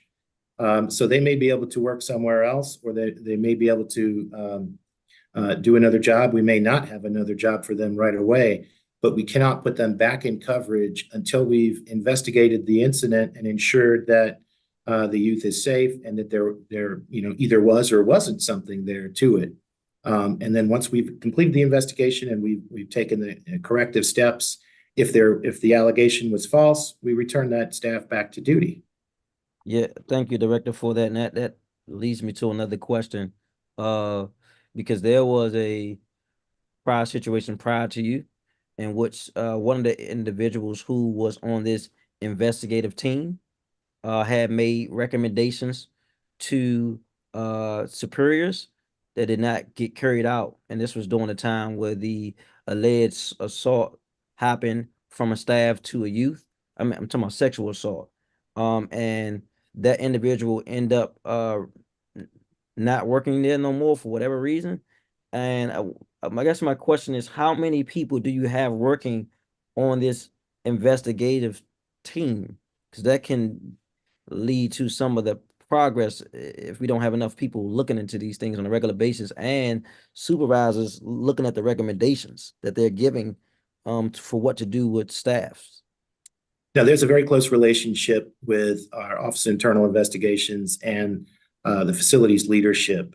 They review incidents, and those reports are addressed.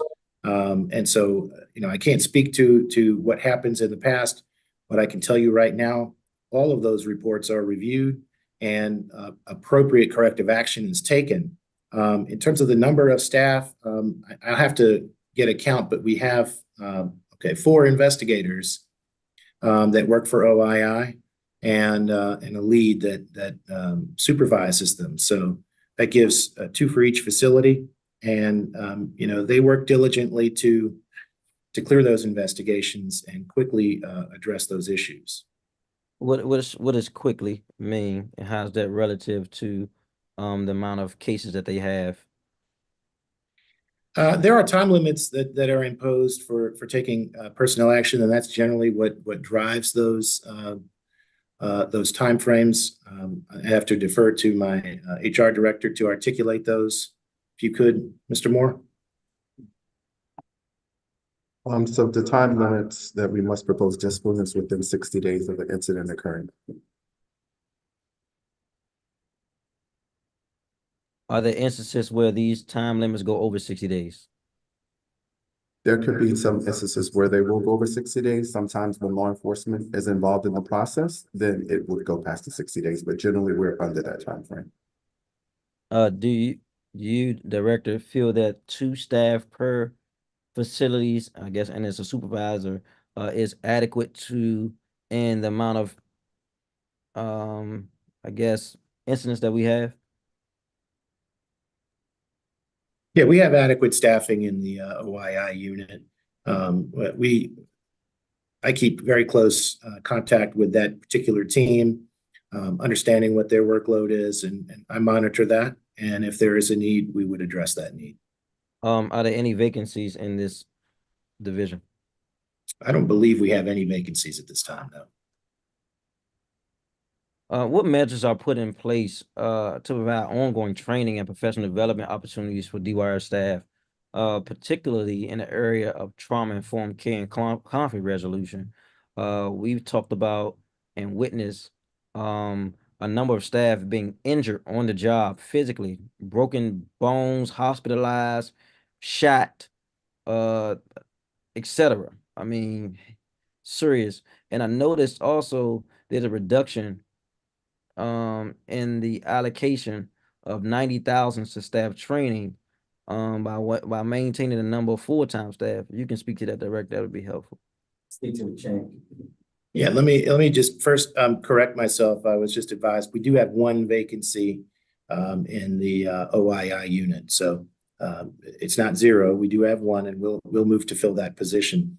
In terms of trauma-informed care, I'm glad that you asked that question. We have been working with the National Association of State Mental Health Program Directors and Dr. Basran at DBH to collaborate and get our staff evaluated, get our curriculum evaluated, and I think ultimately to do additional training in trauma-informed care. So Dr. Basran has allowed us to utilize a technical assistance grant that DBH has, and we'll be working with that National Association of Mental Health Program Directors to evaluate our services and develop training. There is some ongoing training, I believe, that is occurring in the district, and so I think we're going to be connecting our staff into that training, and we're coordinating that through our secure programs and our training director.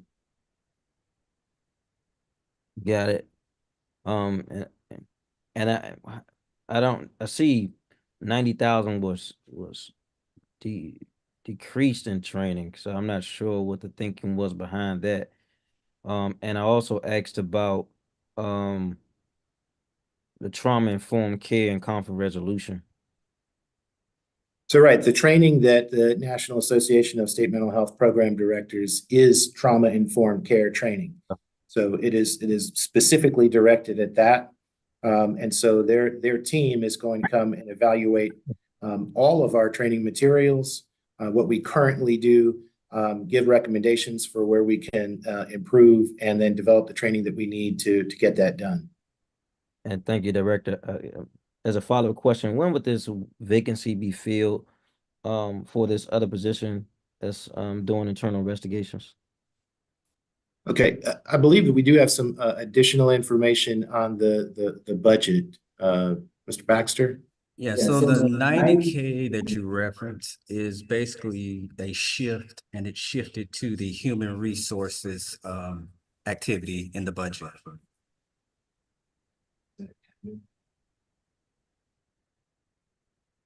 And what was the purpose of this shift? I think it was just the shift was a part of what the agency wanted to do in terms of its programmatic needs. So you're saying this money shifted from training to human resources to do programming? It basically shifted to their training, to the training line item in HR. And so the training component in terms of the dollars are still there. It's just a shift from one activity to another.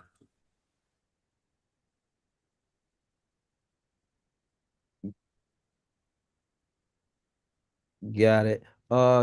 Director, I did know when I was there, there were security guards there in addition to DYRS.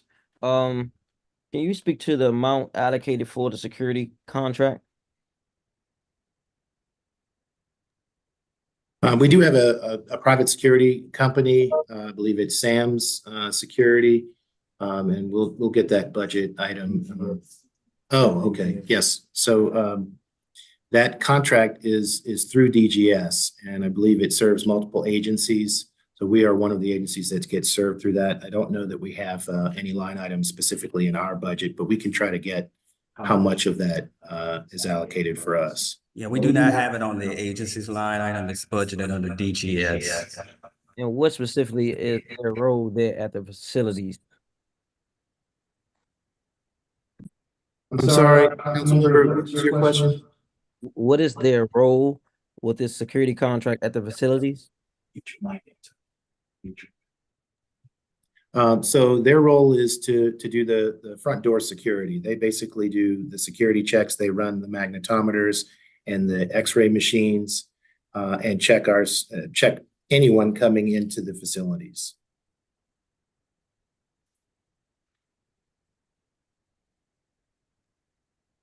Let me also mention that they also, particularly at New Beginnings, because we have a larger campus there, they also will drive around the area to ensure that we don't have any people that are, floating around there that shouldn't be there. Thank you. You spoke in your testimony about the Office of Policy and Quality Assurance contributing to the improvement of quality care at DYRS. Let me ask you this, Director. How does staff and youth give information to you or them about their issues, and what's the process to assuring quality assurance and care? So for youth that are, if they have complaints, we do have boxes, I believe they're called Project Hands, and those are available throughout the facilities where they can leave a note, and the OII team, the Office of Internal Investigative Team, would review those and respond to any of the youth if they have issues. Of course, they can also file grievances through the staff that they work with, through the superintendent or any of our staff if they have concerns. We also have a youth voice, which is a process where each of our living units, the kids will elect a representative, and the representatives then have monthly meetings with our facility leadership. And the purpose of those meetings is for them to bring up any issues that they are having. They bring those issues up, and the administrators will catalog all the questions and the answers, and then we send a newsletter out. And I'm going to just hold up the newsletter right here to the screen, and I can send you a copy of this. But one of the things that we do to ensure our accountability and accountability for our kids as representatives of the other youth is we detail all the questions that they ask, and then the facility puts a response in writing, and we circulate this to all of the kids so that they can see whether their questions have been submitted by their representatives and see the response that the administration has. Additionally, by putting it in writing, we're making that commitment. We're not just responding to somebody, verbally, hey, we'll do this or we won't do that. This is their way to see it in writing and to hold us accountable that we will follow through on any of the things that we've agreed to do. And if we don't agree to do it, give an explanation for why. I think that is something that it's very important so that youth have that opportunity to raise issues. So they have ways to raise it through the youth council. They have ways to do it confidentially through the Project Hands boxes. They can use their PDS lawyers. We have PDS is embedded into our operations. So they have multiple avenues to bring issues to the administration or to administrators in the facilities. I got it. And is this reported to the Office of Juvenile Justice Facilities Oversight Office? Is the newsletter? Not the newsletter, the information collected from youth about their concerns or complaints or the responses to those. I don't know how the process is, but I know that Office of Independent Oversight has access to everything. Whether there is a regular report or whether they come and request it, I'm not sure of the logistics. But they certainly do have access to youth complaints. And is there a policy set that creates a timeline from when these situations get responded to? I don't know that there is a specific timeline. I know with the youth council, we do that monthly. And so they'll get responses to that monthly. I'll have to check with my team on something like the Project Hands and how quickly those are responded to. I believe that's in policy. Okay. And there's some conversation about vocational training and dollars allocated to while youth are in our care to get them some type of exposure and access to skills. We've heard testimony from the pastor. We've heard Dolls and Dreams. We've been going, I guess, through Easy Street about different programming. Can you speak to the need for programming and the vision around investment in programming? Yeah, I totally agree that particularly vocational programming is key to the success of our young people. And so we do support, Volt Academy. As I mentioned earlier in my testimony, there wasn't any reductions to Volt Academy. We do pay our youth that participate in those job training programs. And we also do the Summer Youth Employment Program, which will be kicking off very soon. We participate, I know that's a district-wide, but we are a big participant in providing opportunities for our young people in the summertime to work, whether they're with us or in the community. We open these resources up to all youth, not just to DYRS involved youth.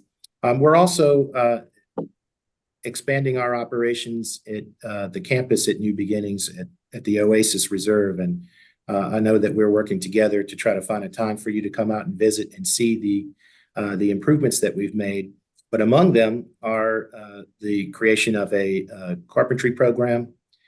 We have a sawmill that the Department of Transportation has generously sited at our facility, and they manage all of the timber out at that campus, and we mill the wood right there. We mill the trees, and that provides us the raw materials to use for our projects that the kids can work on. We also have a blacksmithing program, and we partner with Job Corps.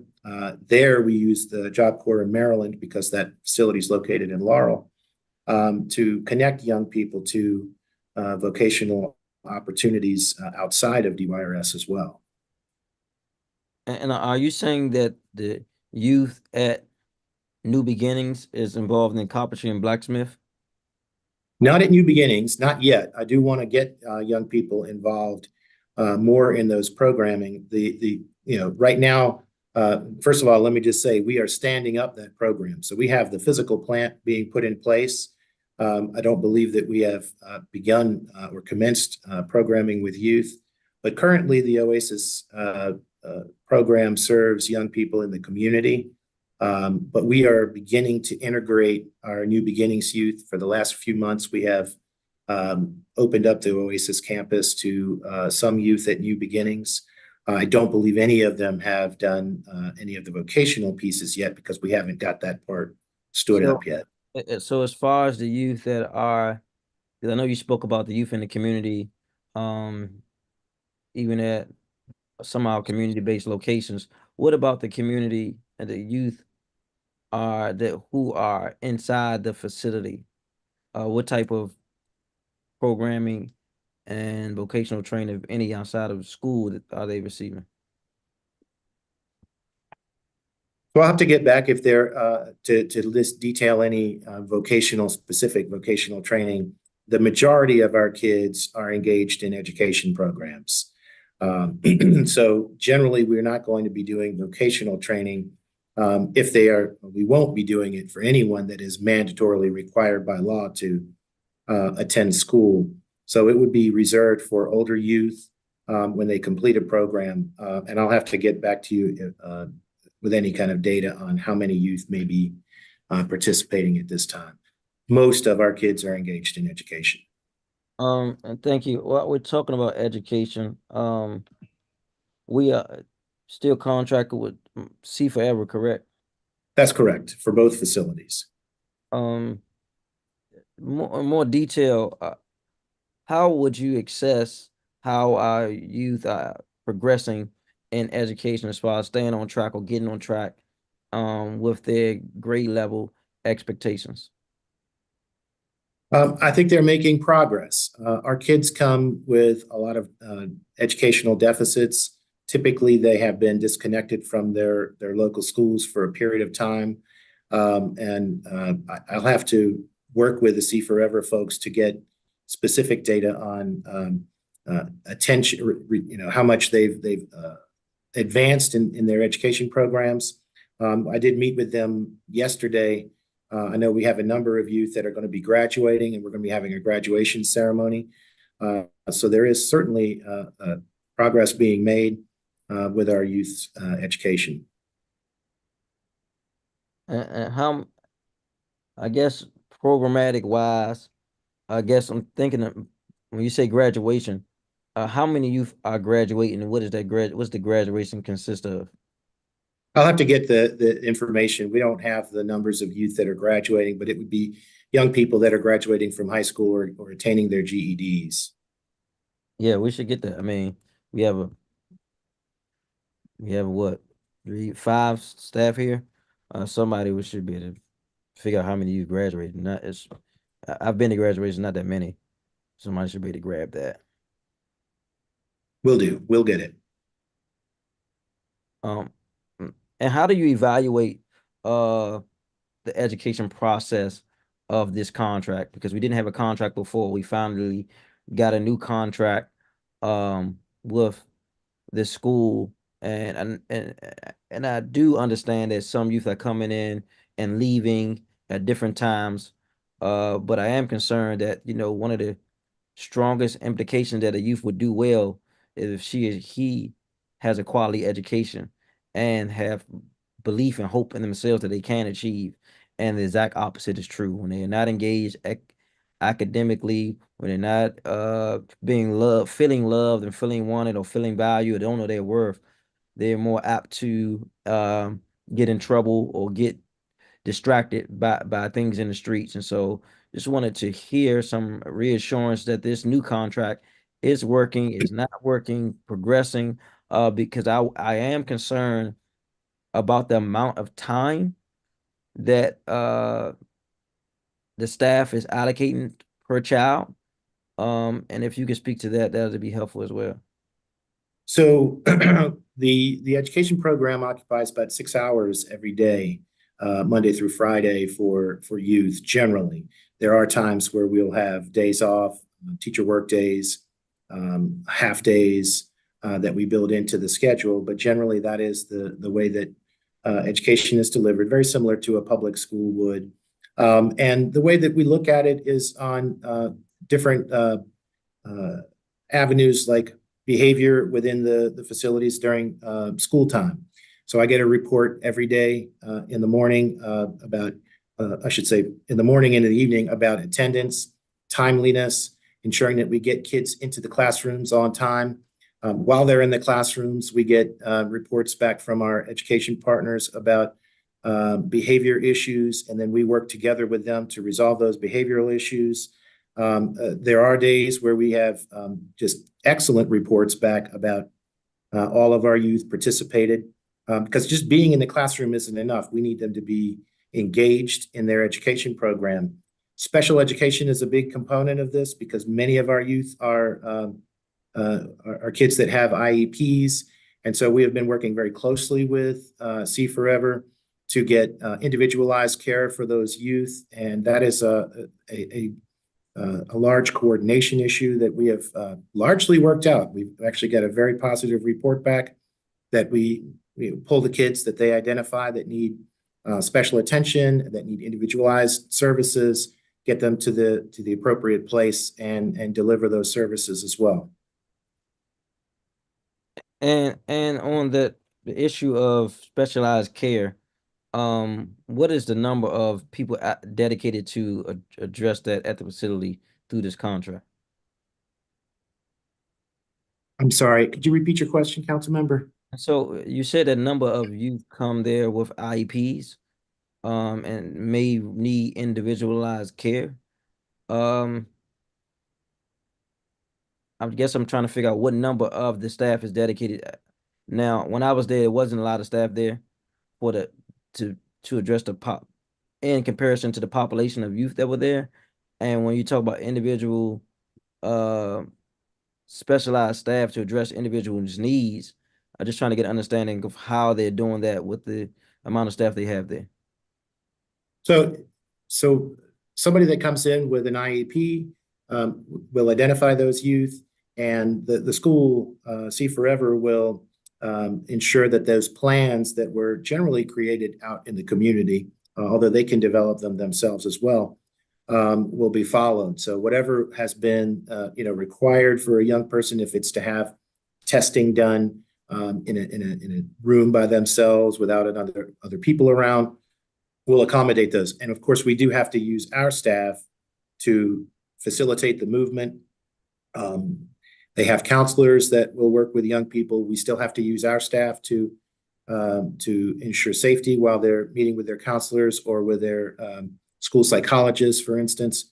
And so it is challenging, and it is one of the reasons why our operation is so staff intensive, because we do have to, it's not just a matter of maintaining the ratio within a living unit, it's a matter of making sure that we can accommodate all of the requests to move youth where they need to go and to get the services that they need. I also want to just update you that we did get the number. The last year we had 15 youth graduate. Okay. And what about those? I have a few questions along this line of education and feedback from youth to the agency. How is youth giving feedback on their education outcomes to you or the agency? So again, the feedback comes through the youth voice that we have established. And so one of the questions that we have from last month was, can we have an urban book library? And so we've responded that we're going to work with our education partners to allow a culturally enriched book experience. So we are developing that, and we are working with our teams to do that. But we get that feedback from our kids in a very structured way now, where we document the questions, we document the concerns or challenges that they articulate, and we give them that response back. Gotcha. I'm reading this. It says the director recently promised to give youth leaders in action for the Juvenile Justice Advisory Group access to the youth councils and then reversed on that decision. Is that accurate, Director? And can you speak to that? Well, I don't think I made any commitment to giving access to youth council. I know that there was a request made to do that. And I said we would look into it, but there was never a commitment made to give access to, what was the group that you said? I think it's the YLA or something. Youth Leaders in Action? Yes, yeah, that's a component of the state advisory group that they have a committee that works on that. And what I have committed to them was to have a meeting with them and with our secure programs so that we could develop a path or chart a path forward on how we could collaborate with our kids. Thank you. I want to talk about some of the mental health components in the budget. Because I know we have vacancies there. Have those vacancies been fulfilled in the health department of the agency?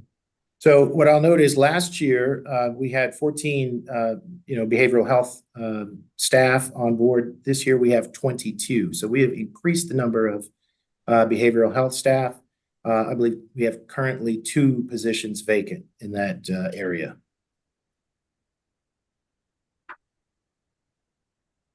The Director, I need specific numbers, because I know sometimes you say I believe, and I know you're doing in good faith, but this is a budget oversight hearing, and we need direct answers so we can evaluate how the agency is moving forward.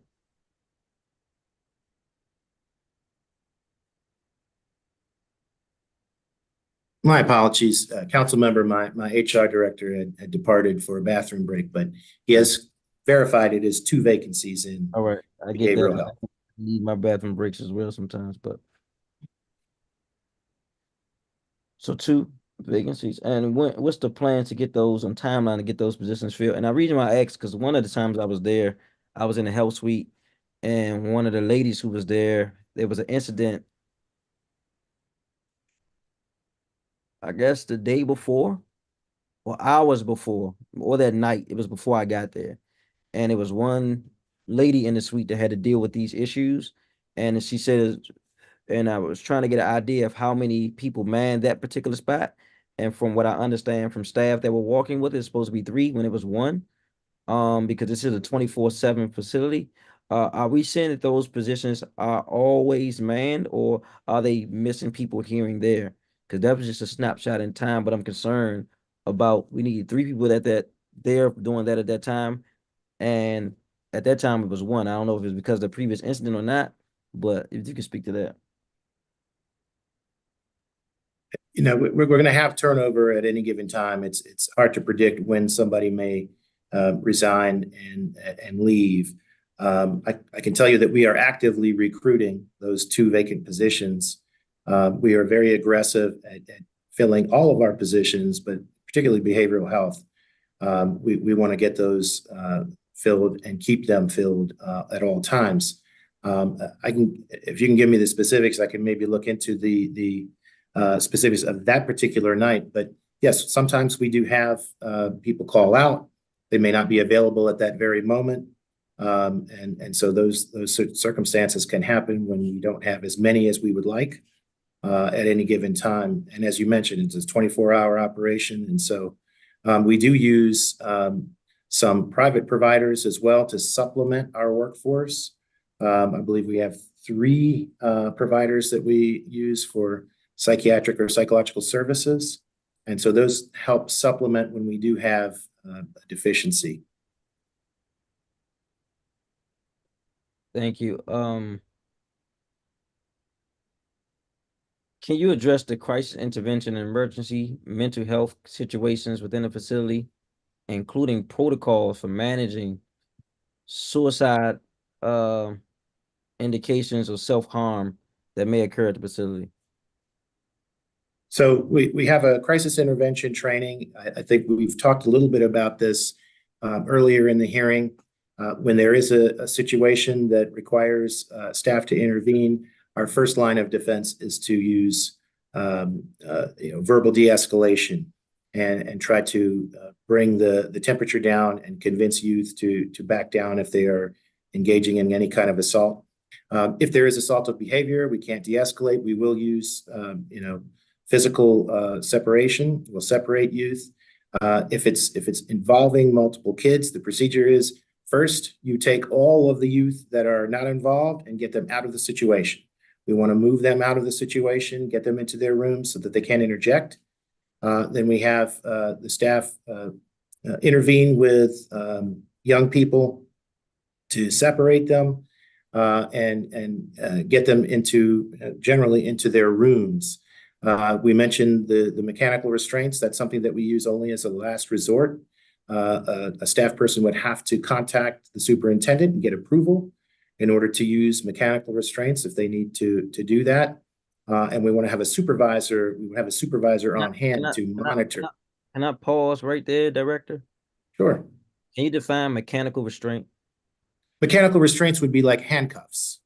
Yeah. And you said that in order to do that, they have to confer with the supervisor. Is that accurate? The superintendent has to approve it, yes. So if an incident is occurring with a fight or a brutal fight or a dangerous fight of multiple individuals, how does staff get approval? How does staff in that situation get approval to provide those constraints in the midst? Because in practicality, it's normally more youth in a particular area than staff. Is that accurate?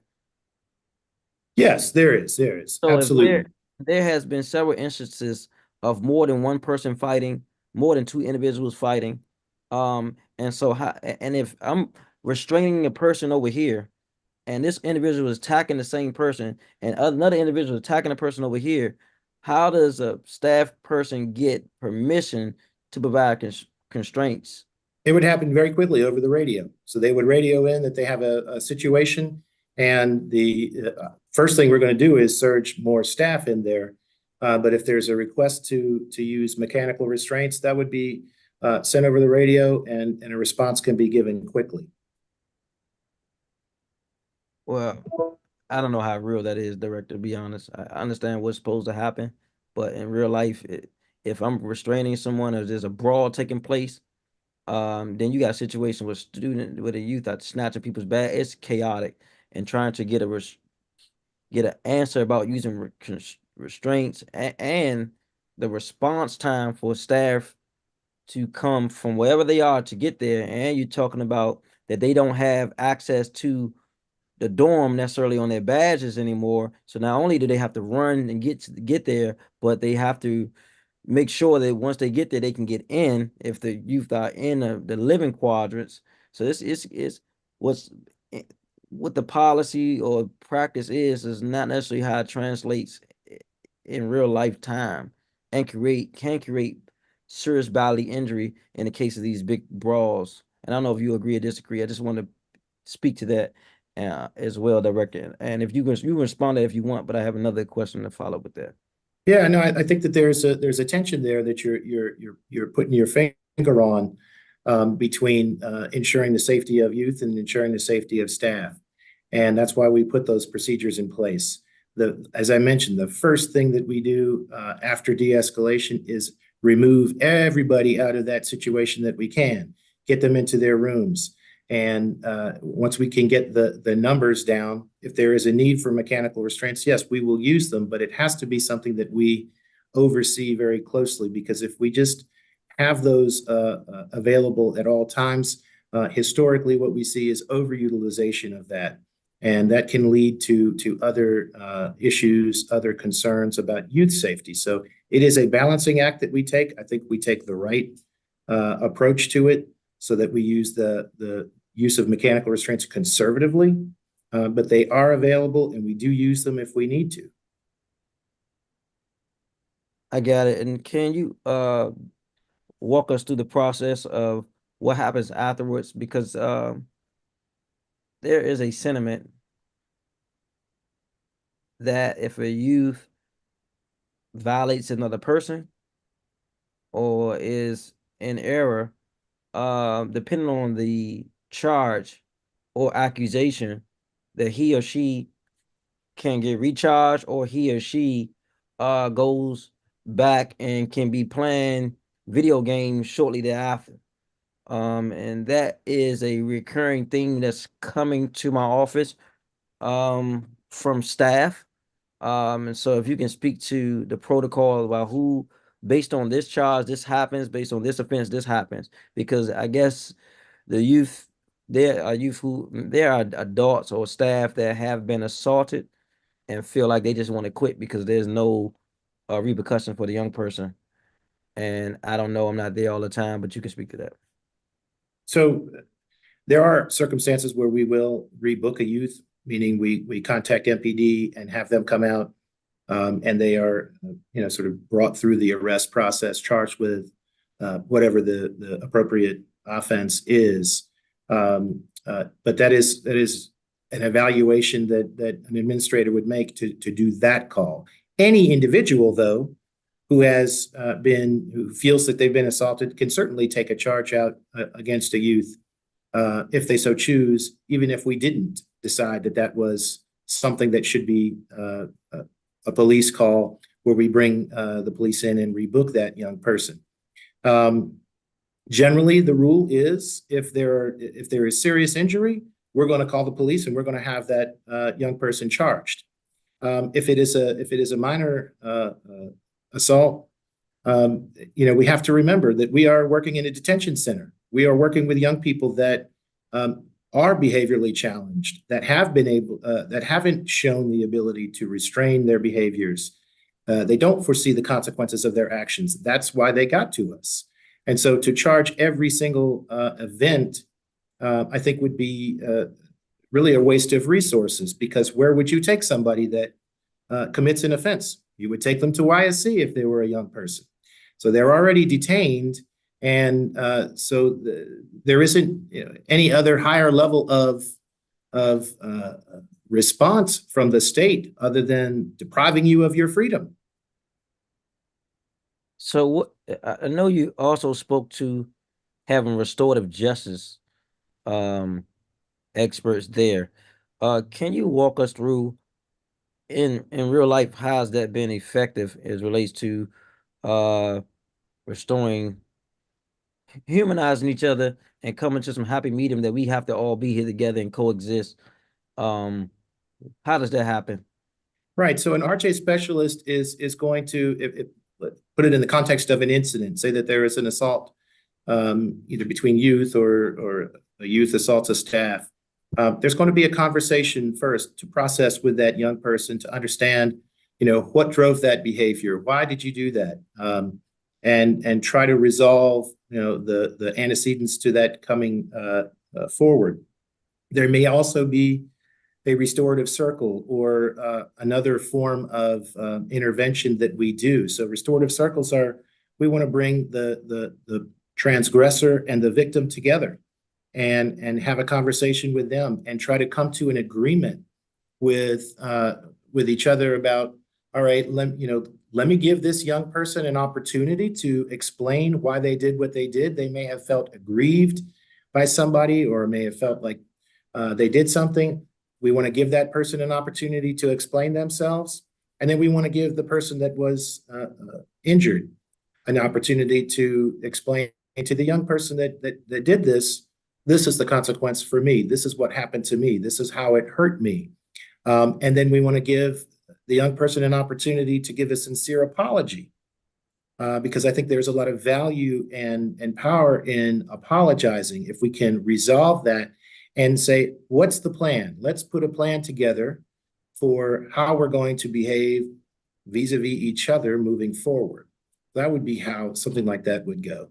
Yeah, and I know we are, I heard in your testimony, we want to do more of that and increase the number of staff to facilitate some of that. But I guess I want to know from you, in practice, how is it happening on a daily basis? Do you think it's to the level where it needs to be to help because you talked about having them to integrate with each other outside of keeping them apart. And I'm concerned about that process, but you can Right. give me more information. So as I mentioned, if we look at the data, we are seeing a trend down in youth and youth on staff assaults. I think that is the best evidence that restorative justice practices are working. But as you mentioned, council member, those aren't the only interventions. We do have our community partners that will intervene. So we may have somebody from Parent Watch go and visit a young person and have a conversation with them. We may have somebody from our Muslim partnership go and have a conversation with them and try to come up with a plan for them, but how they're going to respond. We have the opportunity over ops, which is another intervention where we bring young people in with members of the community to try to resolve those disputes. So we have these different avenues that we take, and we use those, and the evidence that they work is that our assault data is trending lower.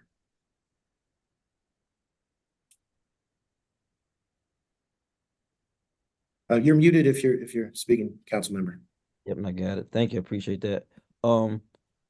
Also, if you can get me before, how many youth are in college? I know that was one of the great programs I did see there, that youth were in college. Before the hearing is out, and I go to the next question while we go through that. I have that number, actually. We have 8 youth in college right now. We have 5 that are currently enrolled at UDC. We have 1 at Virginia State University, 1 at Lincoln Tech, and 1 at the Universal Technical Institute. And I do know there was a period in DYRS history where incentives were given to youth who were in DYRS care to go to college. In fact, I saw a number of young people come out of DYRS, finish school, and go to college. DYRS pretty much paid for most of their travel, their expenses. They pretty much were their DYRS were their parents through the staff, and they walked them all the way through college and to graduation. And this was during this time, it was amazing testimonies, amazing results coming out of that. I haven't seen or witnessed that much lately. And just because I haven't seen or witnessed don't mean it's not happening. So is that still happening? Because that's critical to ensuring that youth are turning their lives around and other youth are able to see them matriculate and progress like that.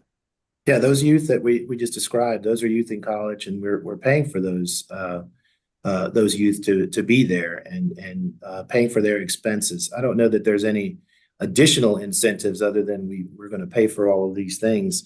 But I did look back for a few quarters at how many kids that we had in college. I did not see any period where we had more than 8. So I think we are at a high level. We certainly want to encourage more young people if they're interested in going to college, if that's the path that they want to take, that we support them. Or, and some of these, can be trade schools as well. So if they want to take a vocational track, Lincoln Tech is a trade school. So these are options that we want to give. We certainly encourage our young people to take advantage of that, and we'll continue to do that. How are we promoting college and trade schools inside the facility? Or workforce? We make this known to our young people. Obviously, they have to be of the age to be able to go to college. So if you're getting to the point where you're turning 18, those are the kinds of kids that we're going to have conversations about, and transitioning them to independent living programs or to college programs. But it's in the conversations that our care coordinators will have with young people as we develop their transition plans. Okay.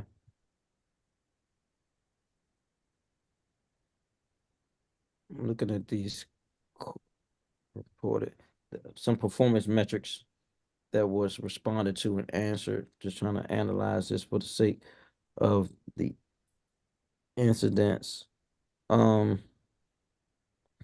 Director, how many youth do we currently have out of town? And out of state,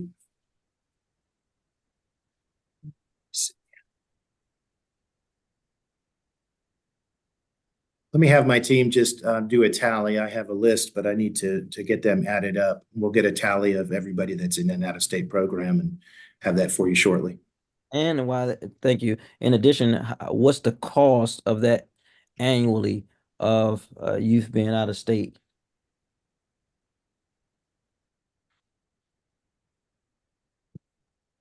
Okay, I'm gonna have my budget director respond to that question, council member. So we have about $3.3 million for youth out of state in our residential treatment facilities, and then about $844,000 for out of state group homes and foster homes.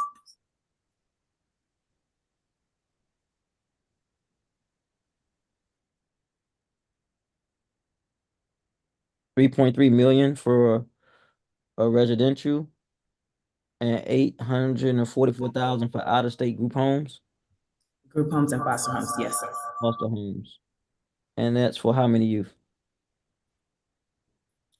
I'm confirming that number now. Okay. And on that, director, I know you were looking at creating an RFP to get youth from the facility into placement. And I know that was some of the backlog in youth being detained there. And I think Councilmember Pinto touched on this. Where are we with the mandated recommendations from the court to get people, our young people out of the facility into placement versus where we were, versus where we are now? Yeah, so I think that's referring to shelter home placements for youth. That is, we use those as an alternative to detention. So we have currently 46 available beds. We're utilizing 38 of those today. So we have both expanded the number of beds available with our with what was then our current providers, and we've also added additional providers. Now, what I mentioned to Councilmember Pinto is those new providers that we brought on, we did flexible contracts for. And those flexible contracts allow us to use those facilities either as a group home for placement or as a shelter home as the agency's needs may shift. And so one of those providers has been used now, has been changed to a shelter home. And so we've added that additional capacity. I believe that's six additional beds that we added. And then we have that second provider that we've signed that we currently do not need for shelter home capacity. They are serving youth that are committed to us in a group home manner. Thank you. And for clarity, there was backlog in youth who needed to be moved out. All of those youth moved out, and then you can also speak to those who turned 18 being transferred out of there to DC jail. If you can give me the numbers and data as relates to that as well, because that also influences the budget and programming. Okay, so in terms of, there is no backlog for youth waiting for shelter. We have no wait list there, and we haven't had a wait list for some time, for many months now. In terms of the Title 16 population, we currently have 19 youth that are Title 16. I'll have to see how many have been transferred out. I don't have that number available to me right now, but we'll see how many have transferred out. They do transfer out when they turn 18, or if their case is resolved and they, if they're found guilty, for instance, they would have to move over to the Bureau of Prisons. I can get that number to you after the hearing. Okay, great.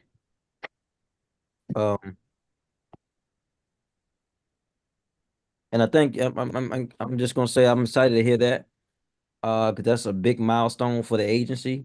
There was some growing concern, not just from myself and the community, but also judges and OAG, that we were not moving them fast enough. So I think that's a tremendous step by the agency in improving some of the outcomes in the agency, and some of the expectations that the courts has set for some of the youth to move in certain directions. So I did want to thank the agency for that. That's critical.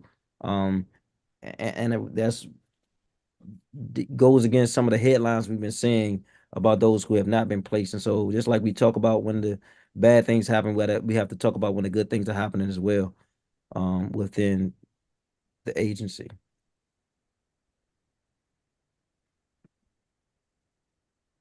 Did want to ask this right here. The capital budget and saw a substantial increase of 357%. Could you speak on this significant boost and what would it do to improve and expand the infrastructure of the facility? So we do have a number of capital projects that are currently going, and in terms of the new projects in the budget, let's see, we have $650,000 that are described as YSC small capital projects. These are upgrades to the facility. We're renovating showers for our residents. We're doing an upgrade for our HVAC systems, mechanical systems, electrical and plumbing systems. So these are really sort of capital projects, but they could be, also looked at as maintenance items to make sure that the facility is operating, optimally. We also have $528,000 in the budget for fleet replacement. These are to replace vehicles in our fleet.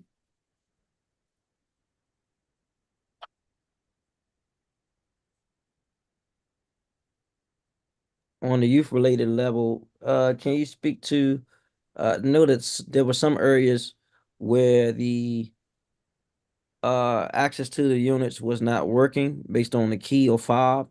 One, some of the basketball courts wasn't available, and some of the phones were not working. Has those things been repaired or replaced? When we have any of these items, whether they're broken, like a phone system, yes, we move to replace those quickly.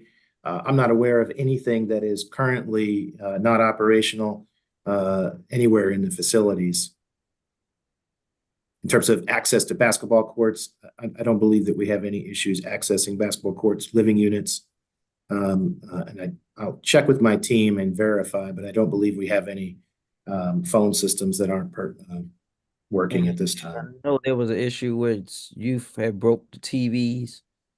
And there was some design from the agency to replace those TVs. Was those TVs replaced?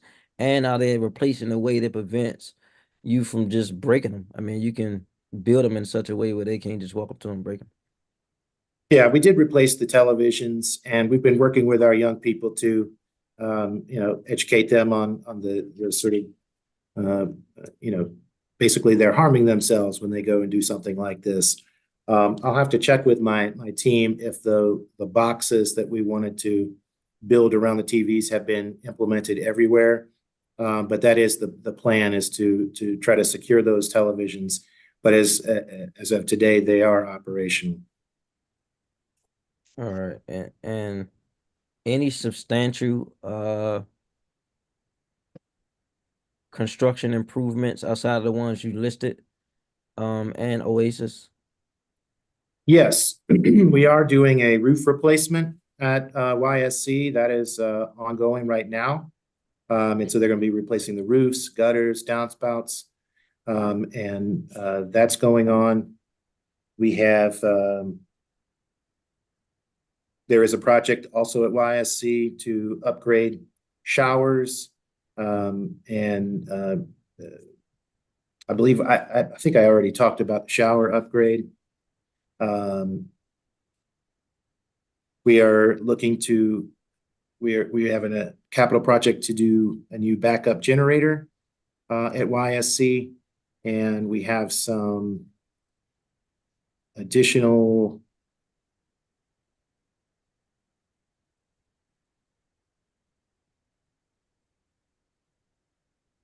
there is another capital project that is in the architectural and engineering phase to reconfigure some of the space within YSC so we can have additional opportunities for programming, basically so that we can use the space more efficiently.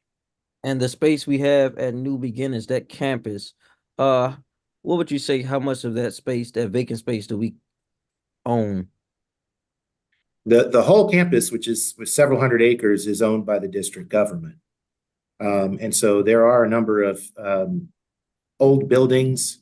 The campus that used to be Oak Hill currently is being utilized by the National Guard for their Challenge Academy. So that is being utilized. But there are some older vacant buildings that exist on that campus, a number of. Got it. So all the campus owned by, I know there's the Youth Challenge Academy that's there. Yes, yeah, they're very close to actually where Oasis is located. It's about a few hundred meters away from that.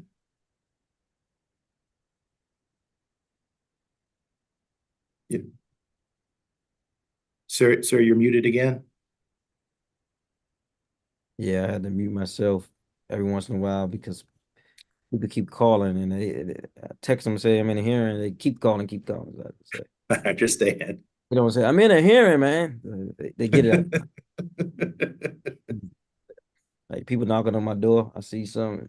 It's crazy right now. People outside my door saying, "Yeah, I know you're in. I see your car. I'm outside." Yeah. Okay. There was a major reduction of 438,000 in funding for EEO and diversity impact at DYRS, particularly in terms of maintaining and advancing diversity, equity, and inclusion efforts within the organization and ensuring fair and inclusive treatment of staff and youth alike. Can we get some clarity on why that was and how we maintain the same standards to that? Yes, thank you for the question, Mr. Chair.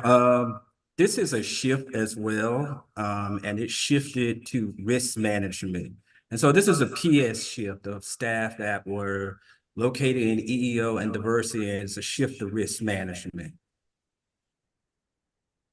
The purpose of the shift and what's different is going to happen as a result of the shift? The shift is associated with, I guess, 4 positions. I don't think there's an impact in terms of services of the agency, but it's just a shift of FTEs. I guess I'm asking why.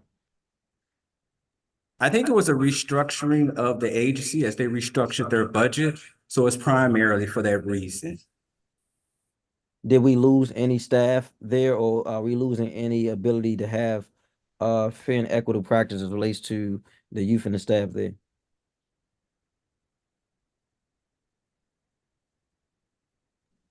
No, there isn't any loss of staff or any loss of, it's really just moving the budget from one place to another.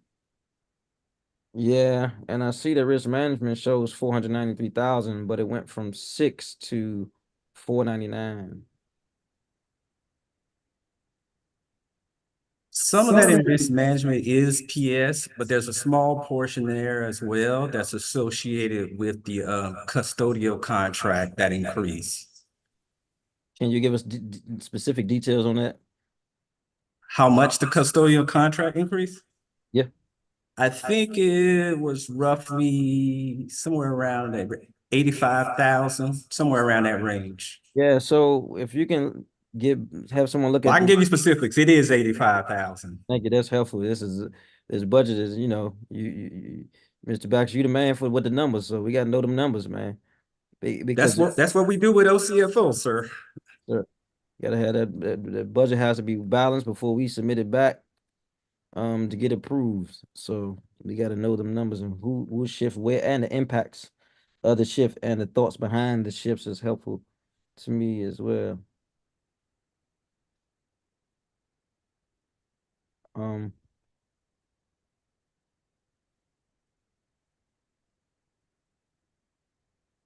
How does DYRS plan to allocate the 14.6% increase in funding for energy, communications, building rentals, and improvements there? I know you answered some of that in your last response, but I'm concerned about the communications part of this increase? You mentioned the increase for energy. It's a whole list of it. It's all look like it's in the same line. I just It's want to make sure I know which specific line item or activity you reference. energy, communication, and building rentals. Yes. So that increase is basically associated with RTS for the agency, and that has to do with their telephone communications such as DC Net and DC non-net. How is the Wi-Fi there at that facility and access to the walkie-talkies and radios there? So we do have Wi-Fi in all of our facilities, and I use it. It works fine for me. I'm using it right now, actually, here at headquarters to be on this meeting. We did replace the radios at YSC, and we will be replacing all of the radios as well at New Beginnings Yeah. through an MOU with OUC.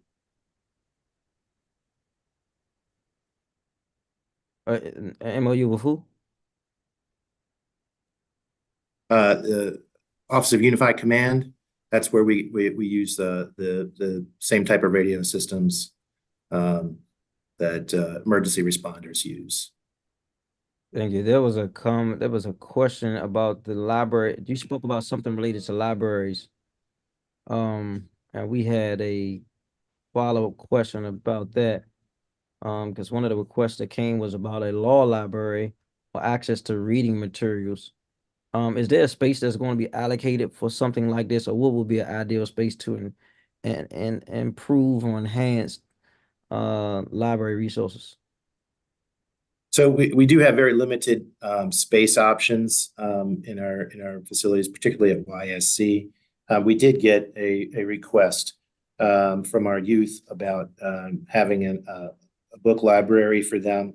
And so we're working with our education partners to try to make that happen.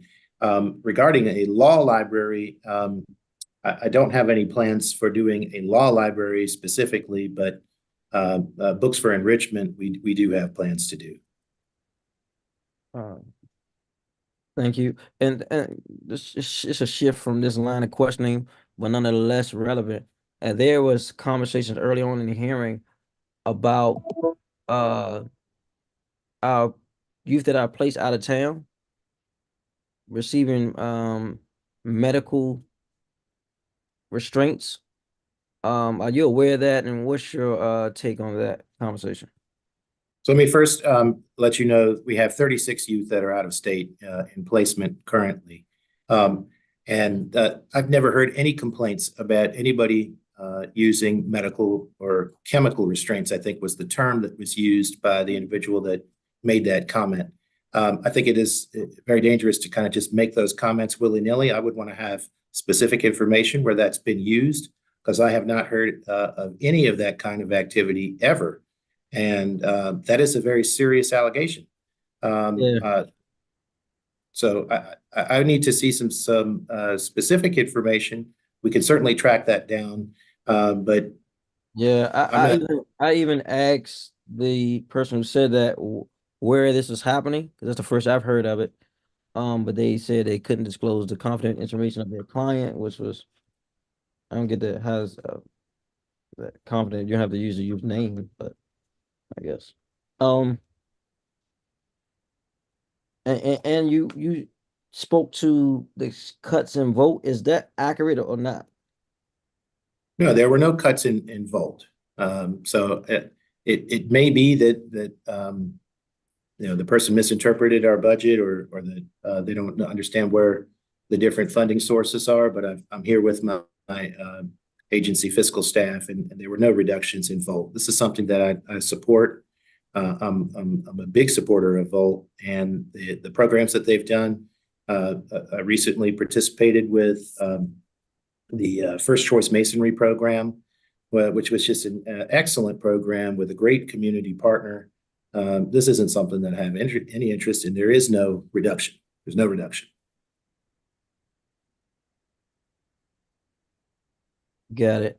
I do want to overemphasize, Director, that we think it's very important to maintain and improve. I don't want to say maintain, but improve some of the decrees that came out of the jury M. And I know the executive is of the belief that, once the time has expired for the oversight office, that it is what it is. But I am also cautioned um that we are doing everything we can not to go back into it or face a major lawsuit because of some of the things we haven't done proactively to address some of the ongoing issues with the agency, both in the facility and outside the facility. Um, and that's critical to ensuring that we are moving forward. I think there are some things that I'm hearing that are going very well, and there are some things I'm hearing that we still have some concern about. And it's my hope to work through this with you, Director, to get us to a place where we desire to be. Um, and even outside of a hearing, because this hearing may last a few hours, but the few hours is not enough time to work through. You submitted a document or a PowerPoint of ways to improve the agency, and so and I do have to say this: every time I've called, you answered or called me back, because I get a lot of different. Like you saw somebody left a letter. I don't even know who left this letter.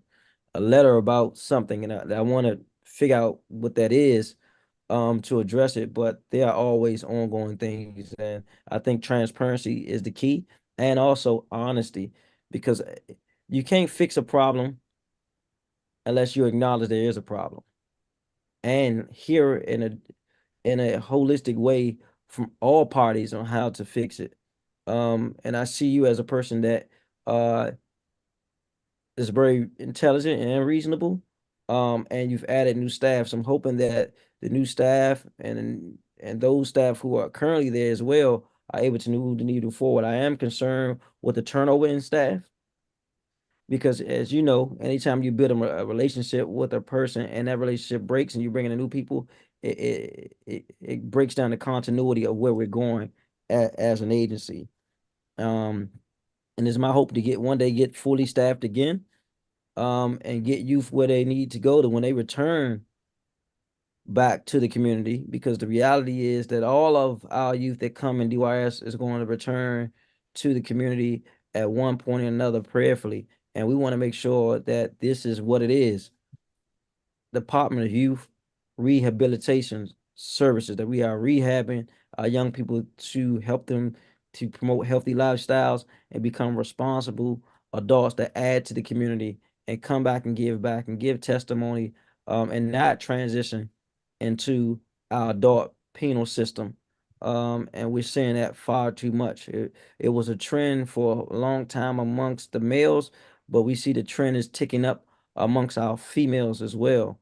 And we have seen several instances in the district. I won't go into detail, but and partnership, everything about rehabbing our youth can't be on DYRS. It has to bring in other government, DBH, you know, uh, the health department, DC Health, some of our nonprofit and community-based organizations. I know you mentioned Perm Watch here.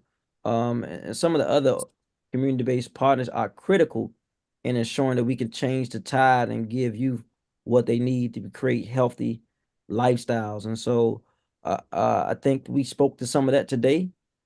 I would like to follow up with you, Director, to get a deeper dive on where we are to some of these ongoing issues.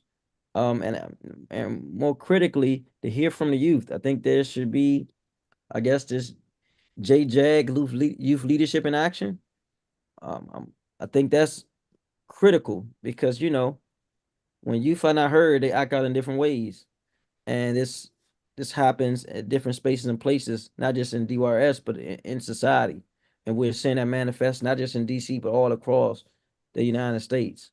And so we have to hear them, listen to them, and give them what they need. And most importantly, lead with love, but also love encompasses sometimes accountability, you know. I love my son, but sometimes he has to be, or my daughter has to be held accountable, and that's the reality that we must have balance and be thoughtful with as well. So I want to thank you, Director. I want to ask you, do you have any closing remarks as we close this? Yes, thank you, Councilmember White, and I agree with you. We definitely need to keep our lines of communications open. I'll commit to continue to do that. I'll always be responsive to you and to other council members to provide information and to collaborate and work with our partners. I wholeheartedly agree with your sentiments there, and we'll continue to do that. And I look forward to working with you and diving deeper so that we can improve our agency and do the best that we can to serve our youth. All right, got you. Appreciate that. As a final note for this hearing, if anyone is listening that were not able to testify, would like to submit a written testimony to be included in official record, you can submit it on our website at dccouncil.gov by clicking the submit testimony button at the top right-hand corner of the website. The official record will close Friday, May the 10th at 6:00 p.m. With no other business before us. The time is now 12:23, and this hearing on the Committee on Recreation, Library, and Youth Affairs with Department of Youth Rehabilitation Services is adjourned. Thank you.